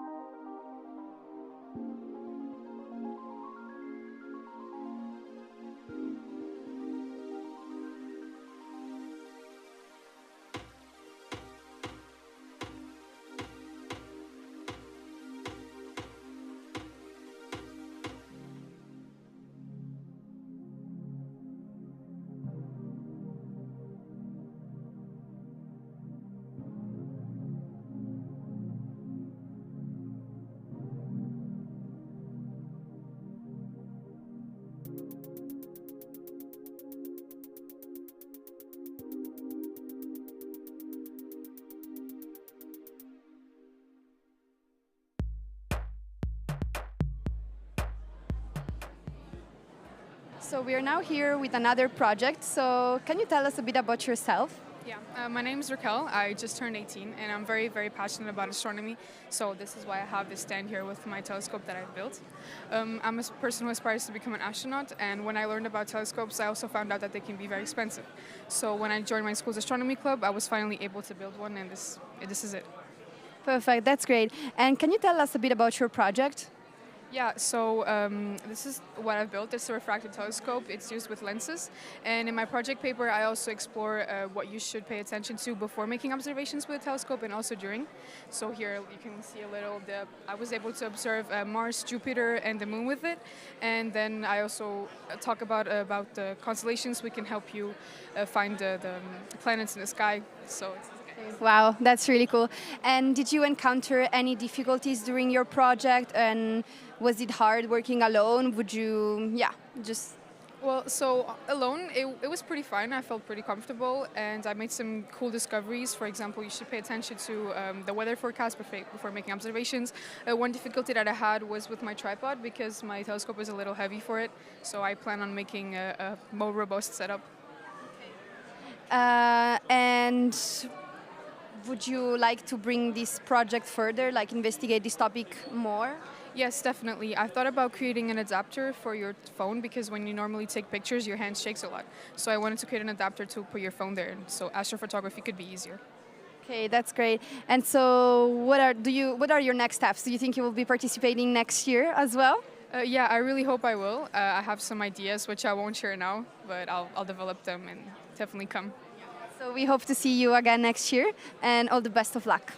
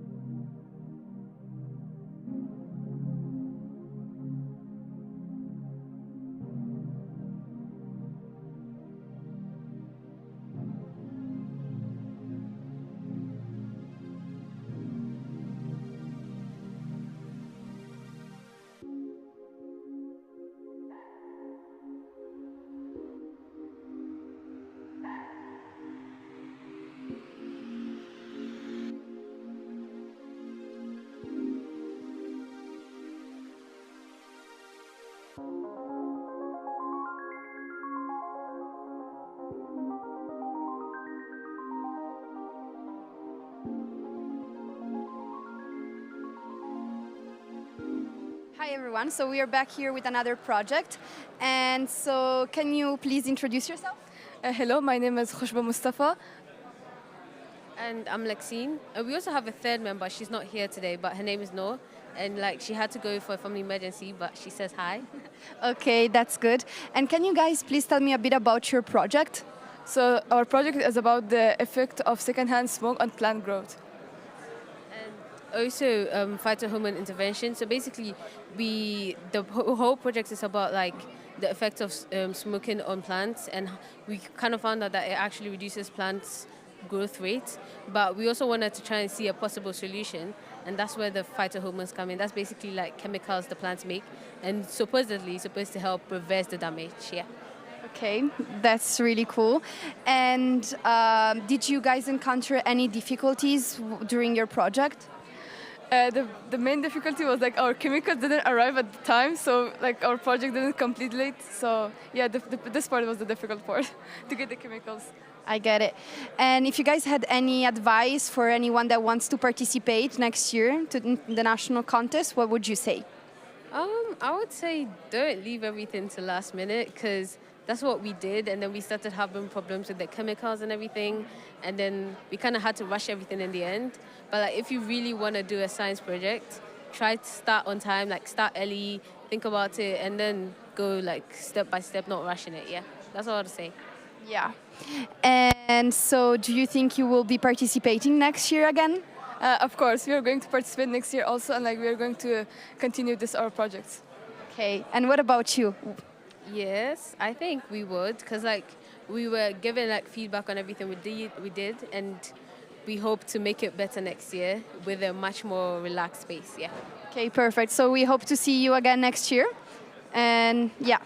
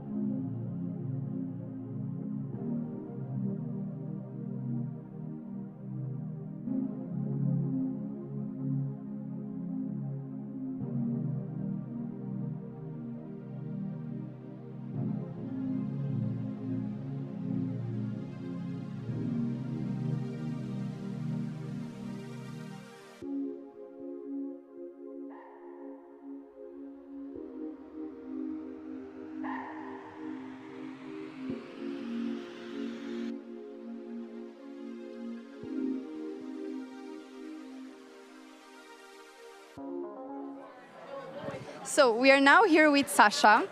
Sasha participated in the contest last year as well. And how many times did you participate in the contest? This is actually my 4th time participating. Wow. And can you tell us a bit about your project this year? Yeah, sure. So this year I constructed a coil gun, and I actually got the idea by reading a lot of science fiction. You probably know what a coil gun is as well. And I actually got the idea. I saw it and I was like, yeah, sure, I now want to build it. And then I did a little research, and I spent like the last year trying to perfect it. And yeah, that's where we are today. Okay, really interesting. And did you encounter any difficulties during your project?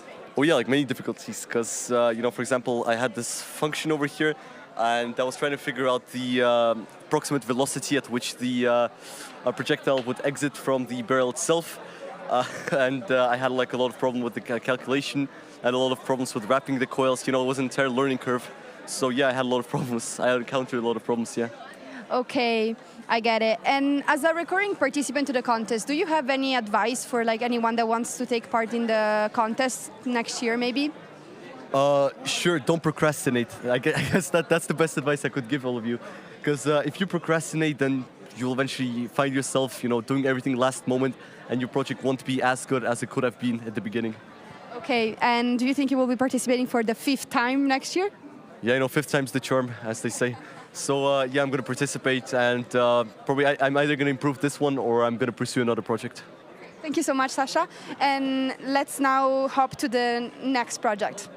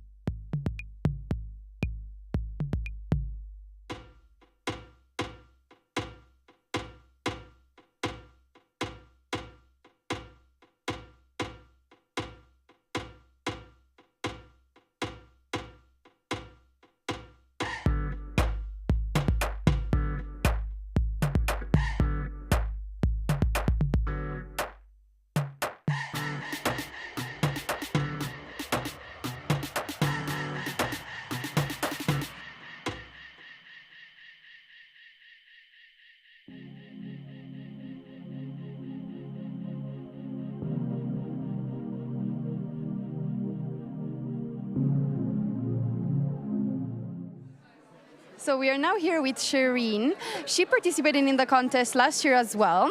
So how many times did you actually participate? 3 times. Okay, 3 times. And what's your project about this year? So my project it's about a Parkinson's disease, and I talk about how can we cure that disease using light therapy. Okay, that's really interesting. And did you work on this project alone, or did someone help you? No, alone, on myself. Wow. And how long did it take you? 2 months, yeah, kind of. I see. And if you had any advice for someone who wants to participate, who's watching the live stream and wants to participate next year, what would you say? Just go for it. It's a lot of fun and you will not regret it. Just go for it, yeah. That's a great advice. And do you think you will be participating next year as well? Yeah, I think so. I think so again, yeah. Do you already have any ideas in mind, or do you want to keep them for yourself? A surprise. It's a surprise. So I guess we'll see you next year. And now let's go see another project.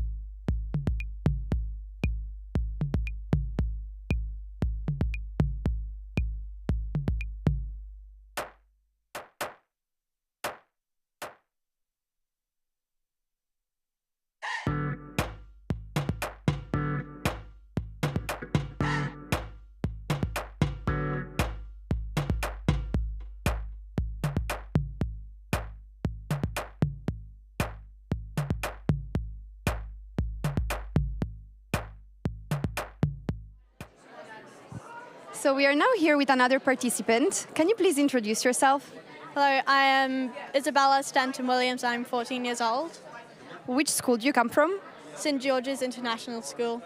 Okay. And did you participate in the contest previously, or is this your first time? This is my first time in the contest. And how are you liking it? I really like it so far, yeah. Okay, that's great. And can you tell me a bit about your project this year? Well, my project this year is how did ancient temples survive earthquakes? And I studied how the architects in the modern day used things from back in history to prevent earthquakes. For example, the Burj Khalifa uses a rubber elastics underneath so it can, per se, dance when an earthquake hits, so it always returns back to its original form. Okay, thank you, Isabella. And did you work on this project alone, or did someone help you? Alone, I worked alone. Was it hard? Did you encounter any difficulties? Yes, actually. Doing the research was really difficult because not many people have done it before. So it was really hard to find a second-hand source. Yeah, I can imagine. And do you think you will be participating next year again? Yes, I believe so. I will. That's really great. So we hope to see you next year as well. And let's now hop to another project.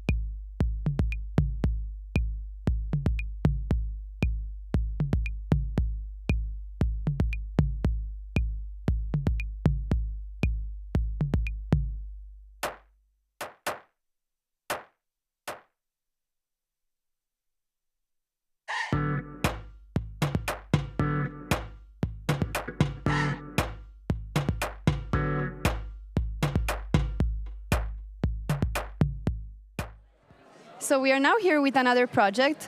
Can you guys tell me a bit more about yourself? Hello, I'm Almira and I am 17 years old, and we are doing our project on the effects of histamine on neurocognitive functions. And which school do you come from? From Athénée de Luxembourg. Okay. And what's your name? My name's Aurelia and I also go to the Athénée. Are you girls in the same class? Yeah.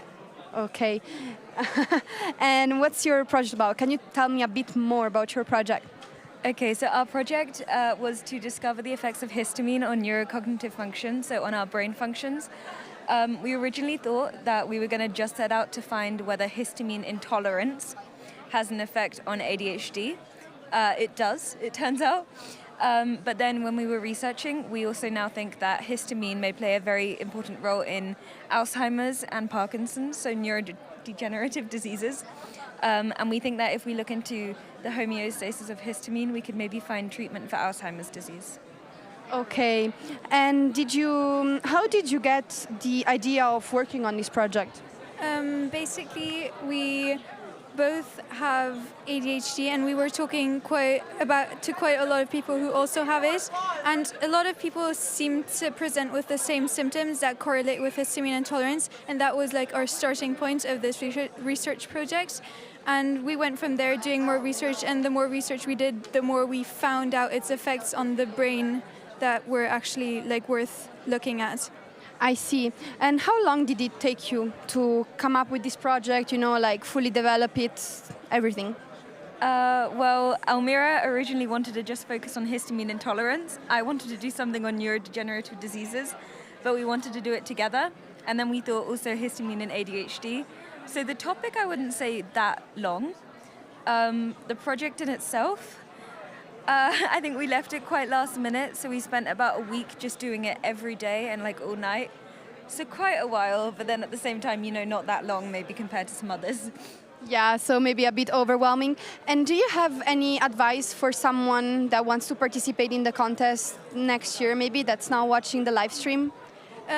I think you should definitely start early, find an idea that you like, and you will see that there might be more things to it than you actually think there are. So really just keep trying until you find what you really want to search for, and yeah, you can come up with really good ideas that way. Yeah. And do you think you will be participating again next year? It's our final year at school, so we hope so, but we'll see. Okay. So we hope to see you again next year, and let's hope now to another project.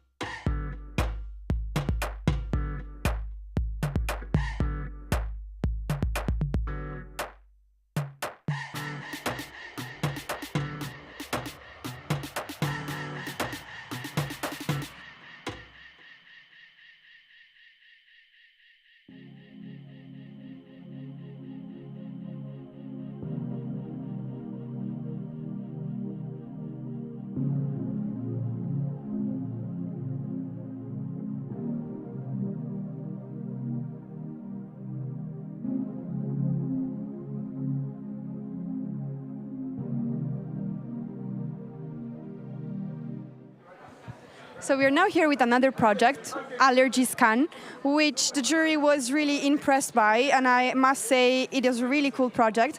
So I want to ask you guys if you can please introduce yourself. Hi, I'm Leonardo. Hi, I'm Ido. And which school do you come from? St. George's International School. Are you guys in the same class? No, not this year. Okay, is it this, which year are you in? Is this your last year of high school or? No, we're in year 9. We still have 4 more years. Okay, so you guys are young. And can you please tell me a bit more about your project? We heard a lot about your project, but it's good for the people watching the live stream to know a bit more about it. We made an app to help people with allergies pretty much find out which allergens are in their food. I see. And was it hard to develop the project itself? Because I know you, Ido, are allergic, so that's how, you guys got the idea to work on this project. But was it hard? Did you encounter any difficulties? And if yes, which ones? Building the QR codes itself was pretty hard, but otherwise, I don't think so. Right? What do you think? No, just planning. Okay. And so do you think what do you think you can do to improve your project? Right now it's still a website, so we could actually get it into an app stage. And we could also get the QR codes to actually be built into the products. Okay, that's really interesting. And was this the first time for you guys participating here at the National Jonk Fuerscher contest? Yes. Yeah, first time. And do you think you will be participating again next year? Maybe. Okay, what about you? Probably, yeah. Okay, and do you already have an idea about what to do next? No, not really. Okay, I see. So thank you very much, and let's now hop to the next project.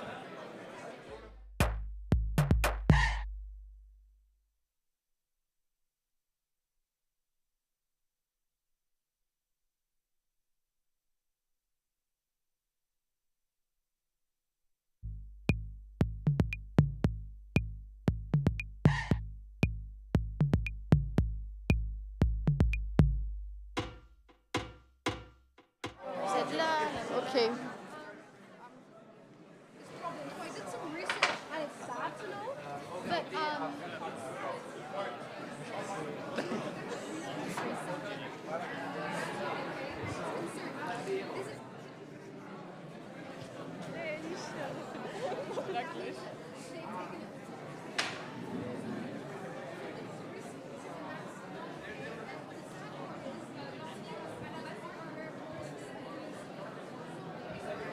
Et bonjour, vous appelez comment? Lilou et Anya. Et vous venez de quelle école?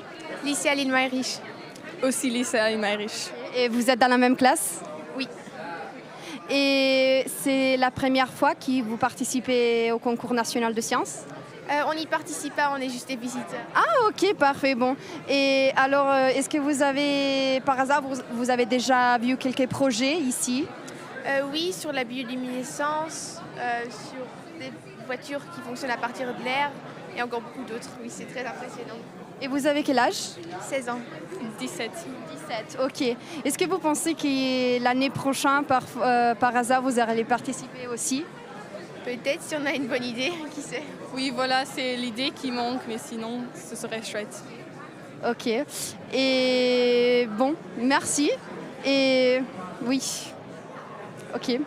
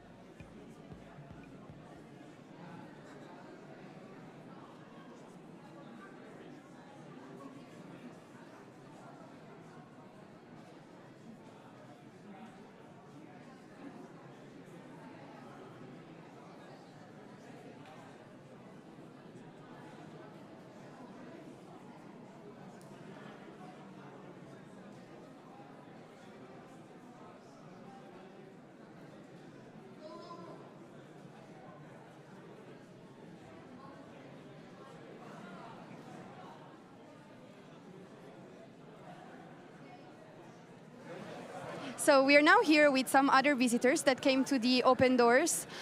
So what's your name? Joni Pekke. Jan Bandruk. And which school do you come from? The European School of Kirchberg. Lux one, also the same. Okay, so the European school. And how did you guys found out about the event? Well, honestly, I didn't. My teacher just brought us here. It was like kind of on a whim. Pretty much the same story. So you guys were forced to come here.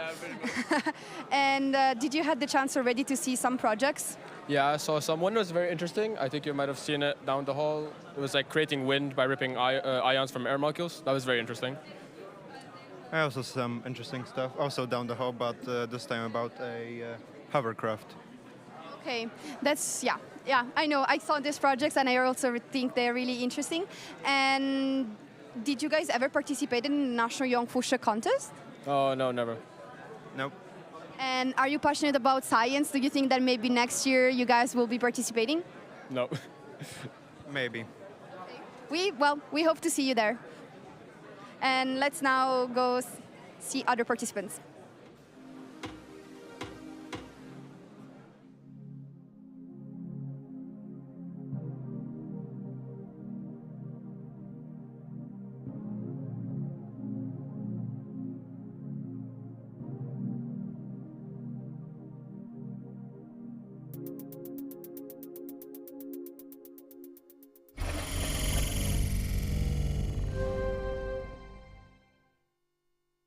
Moin, ich bin Dr. Hoffmann.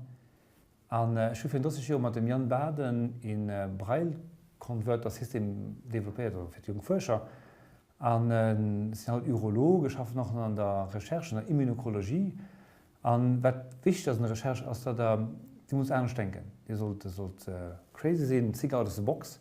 Die muss viel lesen, die muss ich lese an der Allergie, ich lese in Gynäkologie, Medizin internen Ausfälle, Zentfeld, Hirnausfälle, hier kriegen wir.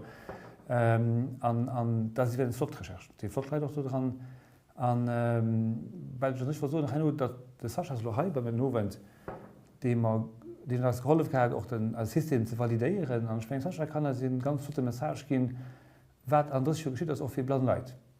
An Schluss muss Sascha schwätzen. So, der Paul hat schon erwähnt, wir von 30 Jahren ein Braille-Display oder gouf mir präsentiert von zwei Lützebäuer Jonk Fuerscher.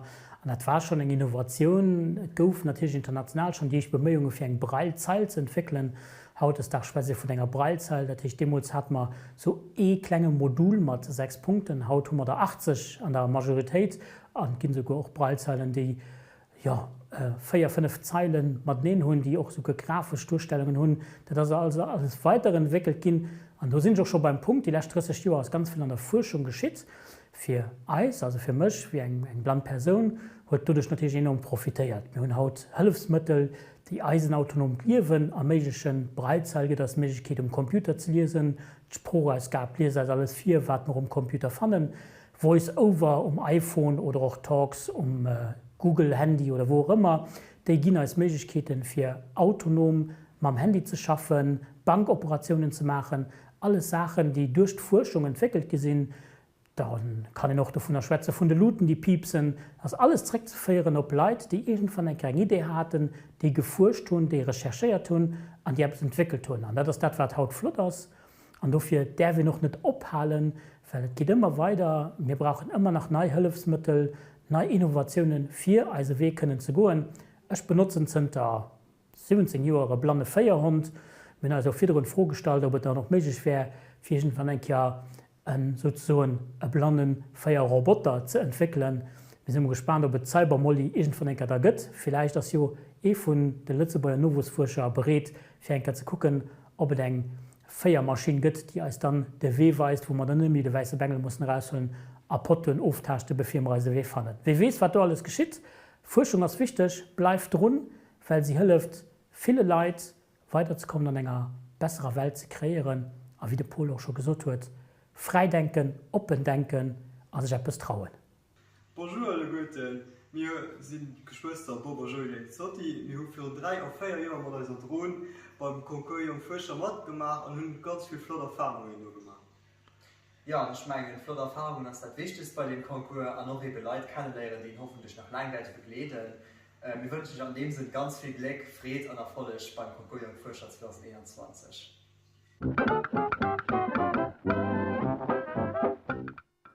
Leif Jonk Fuerscher, dir wollt erkennen, was Welt am innersten zusammenhält. Ich weiß, mit Corona ist es nicht einfach und trotzdem muss ihr Ziel erreicht. Macht weiter so, bleibt am Ball und genießt die Erfahrungen, die ihr machen werdet. Ich wünsche viel Spaß und alles Gutes dieses Jahr. Passt auf euch auf und stay safe. Trotz dieser komischen Zeit wünsche ich euch viel Spaß bei der Umsetzung von ihren Projekten, wie auch im Konkurs Jonk Fuerscher. Im Heimat wünsche ich euch von meiner Seite aus viel Spaß und bon Courage.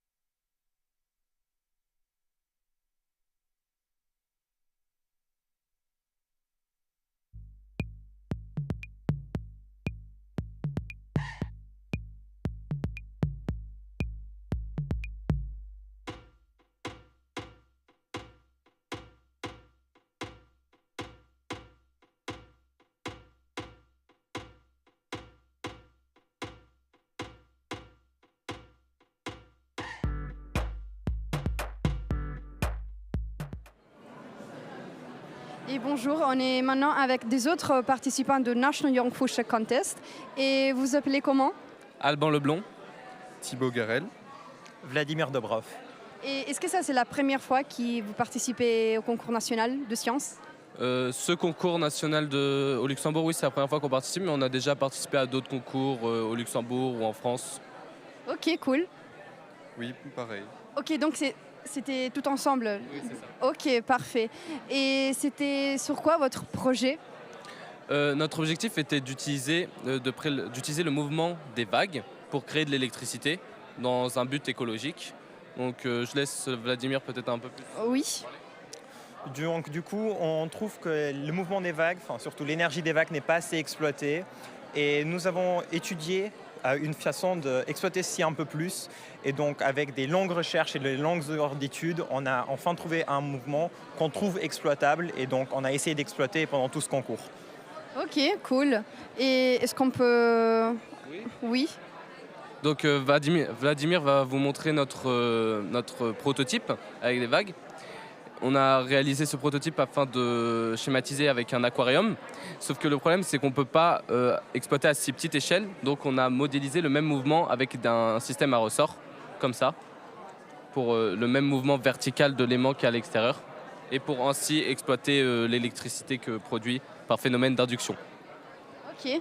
Et est-ce que vous avez je sais pas, est-ce que c'était facile de travailler sur ce projet ou pas? Pas spécialement, parce qu'on a dû aborder beaucoup de notions assez nouvelles. Et puis, ça partait un petit peu dans tous les sens. C'était difficile de structurer toutes ces nouvelles notions théoriques. Mais une fois qu'on avait réussi à tout mettre en place, on avait un suivi assez bon des expériences. Ok. Et vous venez de quelle école ici au Luxembourg? On vient du lycée Vauban, lycée français Vauban. Et est-ce que ça c'est votre dernière année de lycée? Oui, c'est notre dernière année. Ok. Et est-ce que vous pensez que, je sais pas, l'année prochaine vous allez participer une autre fois au National Jonk Fuerscher Contest? On vient surtout de voir l'ampleur des autres projets et donc on trouve que si on trouve quelque chose de plus grand et de plus émouvant que ce qu'on a maintenant, c'est fort probable qu'on reviendra l'année prochaine. Ok. Oui, alors merci. And let's now hope to the next project.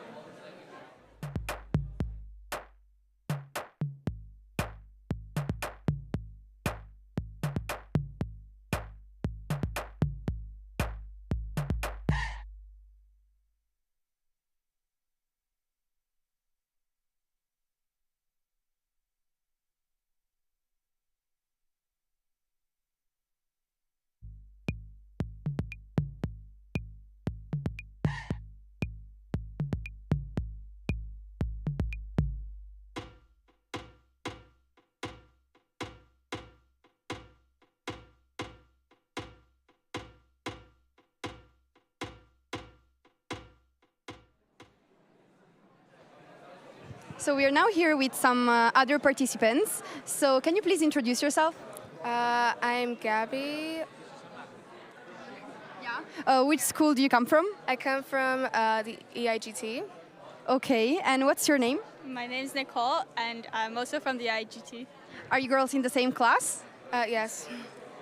Yeah. So could you please tell me a bit more about your project and So it's a CO2 filter because we figured out, like, because of all the climate change and pollution and everything going on, that we needed to find a way to reduce CO2. So we're trying our best to make progress. Wow. And how old are you? I'm 13. Yeah. I guess you both are 13. Okay. And was it just you two working on this project? Yeah, it was just us. Did you encounter any difficulties when working on it?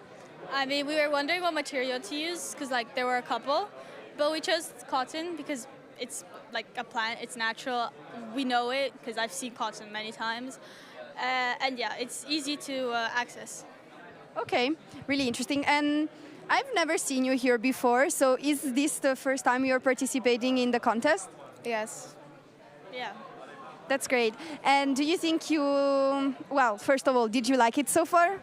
Yeah, it was like really interesting because I've participated in another science competition, but this one was like different and it was more like interactive. It was more. That's great to hear. And do you think you will be participating again next year? Yeah, I'd like to participate and like make another idea to like a different topic. And yeah, I'd like to participate. Yeah, what about you? The same, maybe a different project or the same one. I will make it better or yeah. Okay. So yeah, we really hope to see you next year with another project, with a new idea or maybe like an improvement of your project. And so let's now hope to the next project.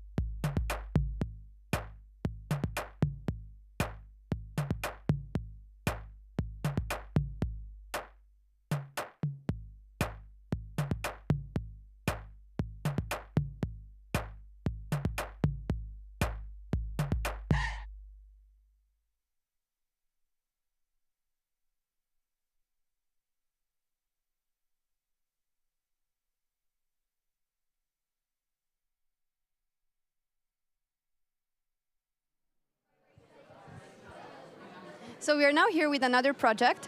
And Christopher, I think I've seen your face before. Yeah, so I was a contestant here last year with the same project with Thomas here. And yeah, we came here this year to develop it and present it. Okay, that's great. And Thomas, can you please tell me a bit more about yourself? Well, Like which school do you come from? I go to European School of Luxembourg in Kirchberg. Okay, and you too? I come from the Athénée de Luxembourg. Okay, so that's interesting. You guys are not in the same school. So how did you work on this project? Well, it was a lot of working after school and communicating online and meeting up in person. So it was a bit of an issue and there were some struggles, but we were able to communicate well and have a prototype. Okay, that's really nice to hear that you guys still managed to collaborate even though it's not as easy. And can you please tell me a bit more about your project? So the idea is we have this device right here. Yep. And you would attach it to a tap, and the running water from the tap would spin it to generate electricity. And so you could charge your phone with that or a device. Okay, that's really interesting. And you said, Christopher, before that you actually participated with this project last year. Yeah. So could you please tell us a bit more about like what were your improvements? Because I guess it improved, right? Yeah. So basically, our project last year was a complete theoretical project, 3D modeling it. Then this year we really wanted to try to build it and see if it worked. So we really focused on 3D printing it, buying all the components, assembling it, and trying to test it. And Okay, that's really cool. And so, do you guys think that you will be participating again next year in the contest? Yeah, for sure. I've always loved participating in Jonk Fuerscher. We might participate with this project, maybe another one, but for sure. And what about you, Thomas? Yeah, I think I'll participate with Chris next year probably. Okay, so we hope to see you next year, and let's hop now to the next project.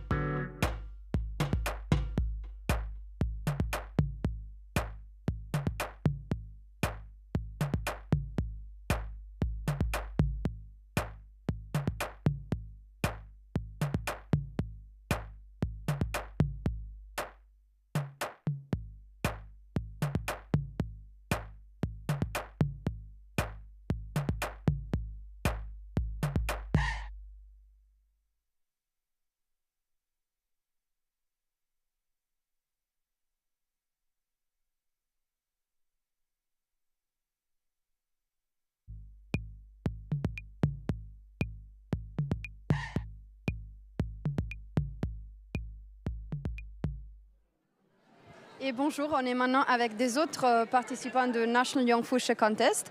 Et vous vous appelez comment? Mariana. Leila. Est-ce que ça, c'est la première fois que vous participez au concours? Oui, c'est la première fois. Oui. Ok. Et vous venez de quelle école ici à Luxembourg?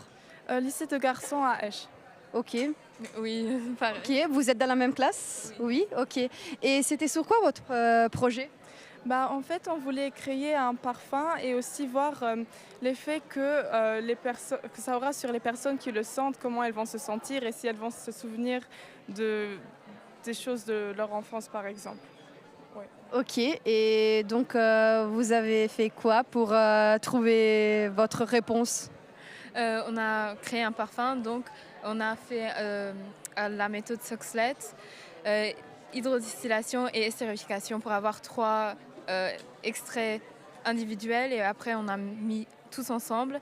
On a aussi demandé à nos professeurs, amis et donc notre environnement comment ils se sentaient après, qu'est-ce qu'ils leur ferait rappeler. Et voilà, après on a mis tout dans un papier et on a essayé de voir les résultats que ma collègue peut peut-être. Oui. Bah, y a des personnes qui ont aimé, d'autres qui n'ont pas aimé, donc on a eu un peu tout. Quelques personnes ont trouvé le parfum agréable, ça leur a rappelé des odeurs fruitées, fleuries. Beaucoup ont trouvé que ça sentait la voiture même. On a eu des choses un peu spéciales, ça leur a aussi rappelé l'acétone à quelques-uns. Et puis niveau souvenir, on a eu des cas plutôt intéressants. Une personne à qui ça a rappelé sa grand-mère et à une autre, ça a rappelé par exemple ses vacances d'enfance. Donc on a eu un peu de tout.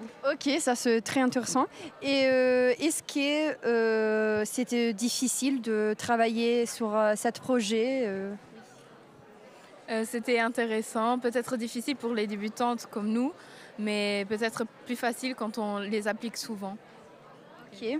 Et donc ça, c'est la première fois que vous participez. Est-ce que vous pensez que vous allez participer aussi l'année prochaine? C'est peut-être. Peut-être pas encore sûr, vu qu'on va à l'université après, donc il faudra voir. Ok. Alors, merci beaucoup. Et let's hope to the next project.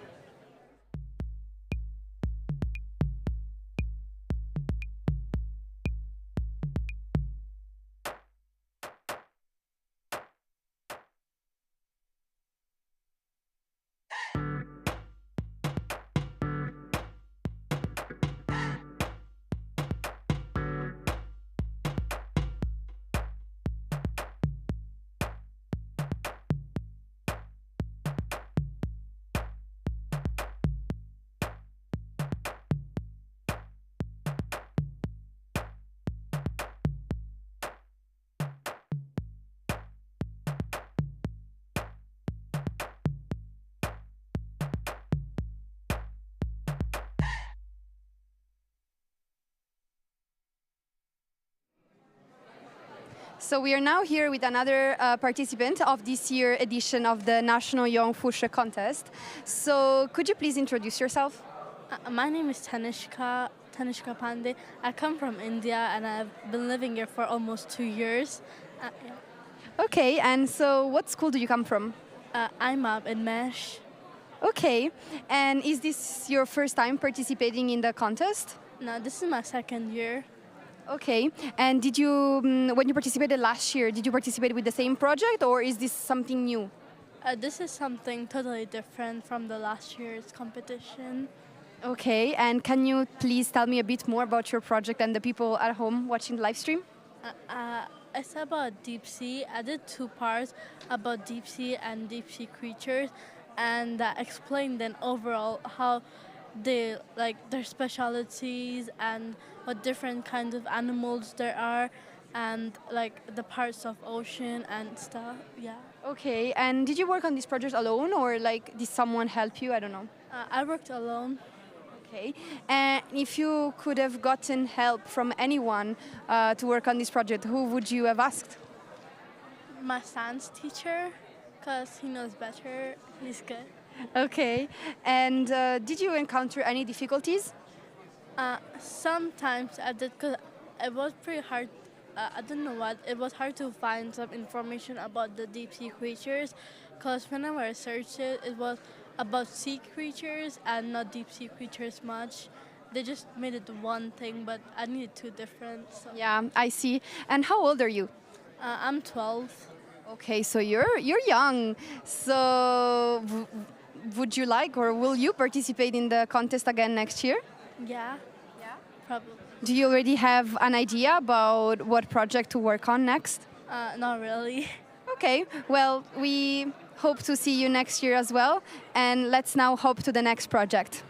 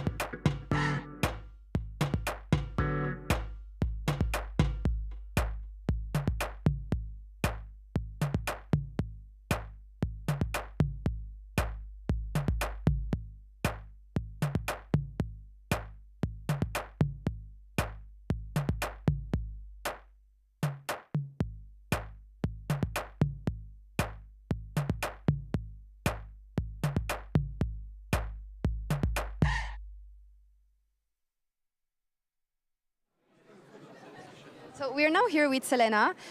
She participated in the contest previously. So how many times did you participate before? Okay, well, I guess she participated a lot of times. I remember at least she participated for the last 2 years. Okay, she actually has 2 other sisters, and they are, yeah, you guys are triplets, so they all look alike. Okay, so it's okay. So Selena participated, yeah, as I said, she participated last year and 2 years ago as well. She probably participated previously as well with her sisters. So could you please tell us a bit about your project this year? So sorry. It's okay. So, my project is on telomerase enzyme and the NFKB pathway in cancer cells.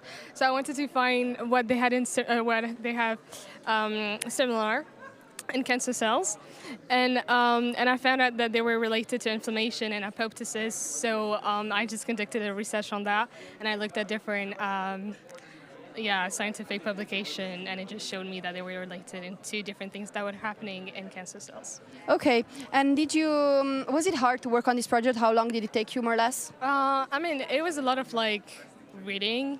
So I took a lot of time to read my different scientific publications. But of course it was hard to find, because I wasn't sure if they were related at all, and I ended up finding that they were related in two different processes. So that was a good thing. But yeah, there was a bit of uncertainty where am I going to find something, am I not going to find anything? But I ended up finding something. Okay, I see. And so do you think you will be participating again next year as well? Yeah, I hope so. I will probably, yeah.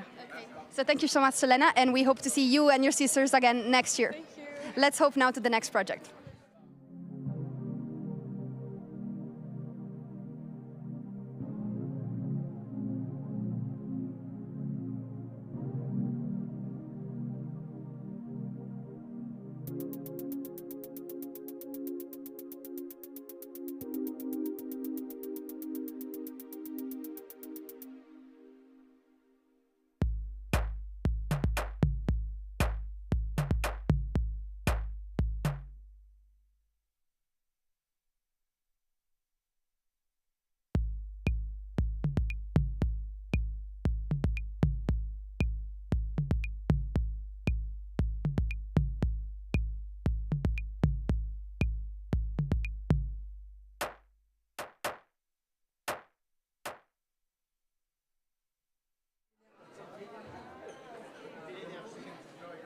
Okay, so we are now here with some other participants of the contest. And is this your first time participating? Officially, yeah, definitely. Yeah? It's also my first time here. Okay, and could you please tell me a bit more? No, first of all, could you guys please introduce yourself? My name is Leonard. I'm from the northern Luxembourg. We go to Die Kirche. Okay, so you go to the Lycée of Die Kirche? Yeah. Okay. Yeah, and my name is Clémence, and I go to the same lycée, in different classes. Okay, so you're not in the same class. So how did you guys actually happen to work together on the same project? She was unfortunate enough to spend 4 years in the same class as I was, so... Okay, I see. And could you please tell me a bit more about your project, if you want, oui, ton projet, comme tu veux. Ok, donc on a essayé de comprendre les changements épigénétiques qui étaient liés au trauma émotionnel, comment ça impactait l'individu même et aussi comment ça pouvait être transmis aux descendants de ces mêmes personnes. On a cherché des solutions et on a surtout essayé de comprendre les aspects biologiques derrière. Ok, ça c'est cool. Et donc, were there any difficulties that you encountered in your project? I mean, in and of itself, the research was quite hard, but the main issue was that when it comes to solutions, there are no solutions that are completely developed yet. I mean, there are ways to slow it down, but it's quite heartbreaking. But at the same time, there are small steps you can take to stop the methylation from happening, because it ends up increasing your risk of cancer and depression, etc. So. Ok. Et ça vous pris combien de temps pour travailler sur ce projet? Alors, on a été assez à l'arrache parce qu'on ne connaissait pas trop le projet avant. On a dû le faire en 3 semaines et puis les 3-4 semaines ici entre la remise et le truc. Donc ça s'est fait assez rapidement et on aimerait beaucoup, en tout cas moi, continuer à travailler sur ce sujet parce qu'on a juste touché la surface et qu'il reste beaucoup de choses intéressantes à découvrir. Oh oui. Est-ce que vous pensez que vous allez participer aussi l'année prochaine au concours? Ça dépendra entièrement de où nous nous trouvons, dans quelles universités et combien de temps libre on aura. Oh oui. Et pour toi? Pour moi, c'est la même chose. Ça m'intéresserait de continuer, mais ça dépend où on étudie et tout ça. Ok, alors merci. Et we hope to see you next year as well. And let's now hope to the next project.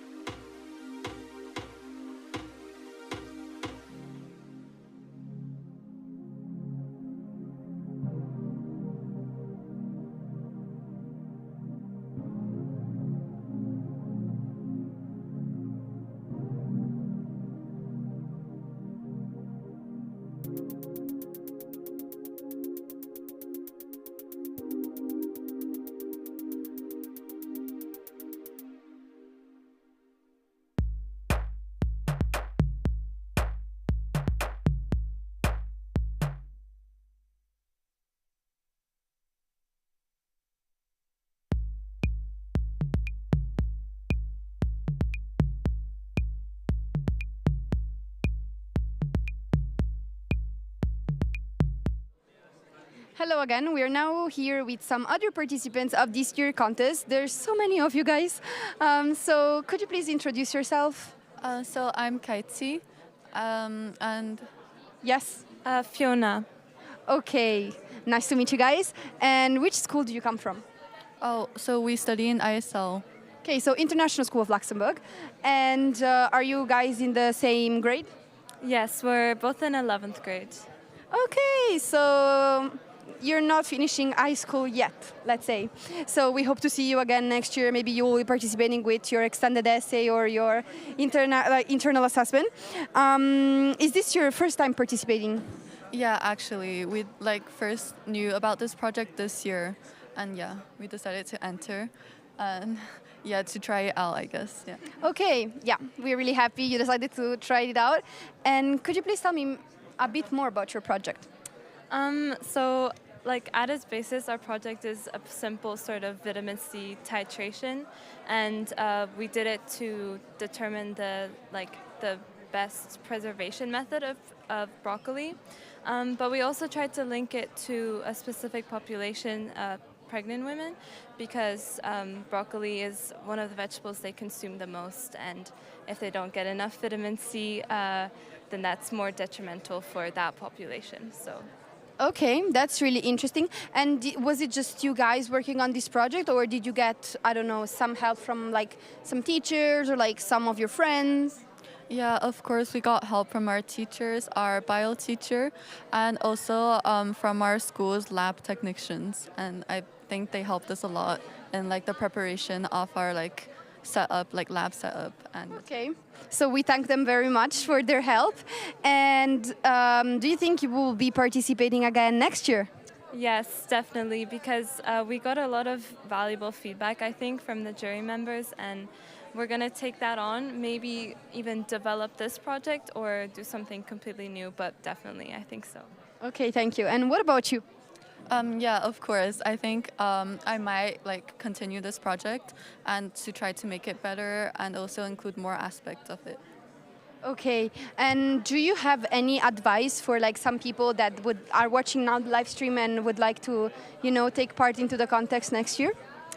I think that what's really important is just, I know it's probably a cliche and everyone says this, but really find something that you are interested and passionate in, because then I feel like the ideas and everything just flows super naturally. Yeah, I agree with that. Yeah, I agree with Olna. Okay, so thank you so much, girls, and let's now hop to the next project.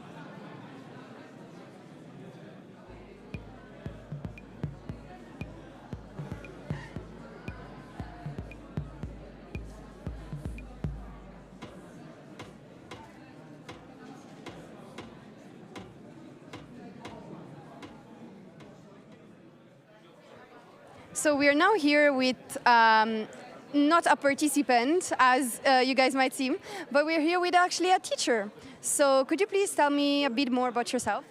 Well, yeah, hello. My name is Arshia. I'm a math and science teacher in the International School of Mersch, École Internationale Mersch and Beaufort. And it's a new school, so I have a lot of young students who are aspiring to work on their ideas. And we had a couple of participants last year, which worked really well. And it just works because all I do is tell the students, look, there is this event, and remember you had that question, do you want to make a project out of it? And then the magic begins. That's really great. And how old are your students, like, more or less? So this year, three of them are 11 years old, and the other one is 13. So all of them quite young, in S1 and S2 classes in the European section. And we managed to create a after-school activity, math and sciences, where we would have this regular way of working on projects every week, so it wouldn't be so rushed anymore. And they just have so many ideas. At some point, it's just about managing their ideas and telling them what to work on. Yeah. So if I understood correctly, you now have 3 students that are taking part in the competition. Even more. Oh, even more. Now 4, and one student I mentor sort of by distance. She is in another school, Raquel Silva, who built her own telescope. And often for students, it's sometimes they have already built a project, but they don't think it's worth showing it or there's something special. And my point of encouraging them is not that they get to a stage and show that it's special, but rather that it shows others, that look, you're not limited to school, you can work on your own projects. And all I do is just give them a bit of guidance for the article and how to plan ahead, and then they just have so much fun. The engagement here is really the key thing. Yeah, I guess it's really great because at the end, like the contest, it's open from 11 to 21. So of course the age range is really big, but it's important for the young ones to not be intimidated by that and like come and showcase their projects. So yes, thank you so much, and we hope to see you next year with some other students. Definitely. Yeah, thank you.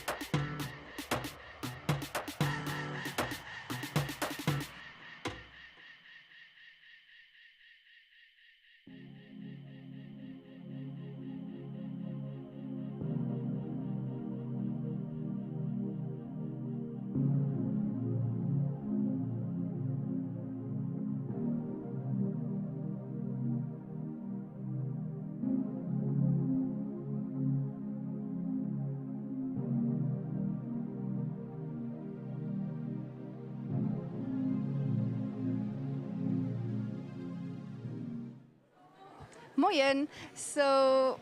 Moin. Wie geht es dir? Mal ganz gut. Vielmals merci, Friederike. First of all, I want to say that it's a real pleasure to be interviewed by you, a former laureate contestant of the contest of the Foundation for Young Scientists. Thank you very much. Yeah, thank you, Carlo. So we are now come to an end of the interviews for today, and we are ending with our superstar, Carlo. He's the president of the Fondation Jeunes Scientifique Luxembourg. And so, Carlo, for how many years have you been involved with the Fondation? for many, many years. But first of all, excuse me, Frederica, the superstars, they are our participants in the contest. Okay. Yes, of course. Okay, I'm so very proud of them. And I'm motivated since a sponsor for several decades and now 15 years as president of the foundation. And that's a real pleasure. That's a lot of time. And I have to be honest, when we look at how the competition has evolved throughout the past years, we can really see that every year more and more people decide to take part in the National Jonk Fuerscher contest. And so what do you think about this? I think it's very good evolution because Luxembourg needs motivated and creative young persons, motivated persons to help Luxembourg to develop and to be prepared for the future. And as you said, we have more and more participants. That makes me very proud, the board and myself. And as the quality of the topics presented are also increasing every year. What makes me very, very happy also is a huge participation of young ladies. And also that we have very young participants of 11, 12 years. So the future is secured and we have some wonderful projects. And I would say that I hope many, many people will find their way to the Forum Geesseknäppchen tomorrow to have a look on the topics and to attend the ceremony where they will be awarded with wonderful prizes, yes. Yes, of course. So we invite everyone to come tomorrow from 1. There's going to be the open doors. And yeah, so as Carlo mentioned, this year is the 53rd edition of the National Jonk Fuerscher contest. And this year we have 53% of our participants, which are girls. Yes. So that's really great. And so, yeah, thank you so much, Carlo. I can imagine that you must be really proud of this big achievement of the Fondation, because this year we had the biggest number of participants ever. So thank you very much for all the ones that are watching at home, and we hope to see you tomorrow. My pleasure. Thank you very much, Frederica. Bye. See you.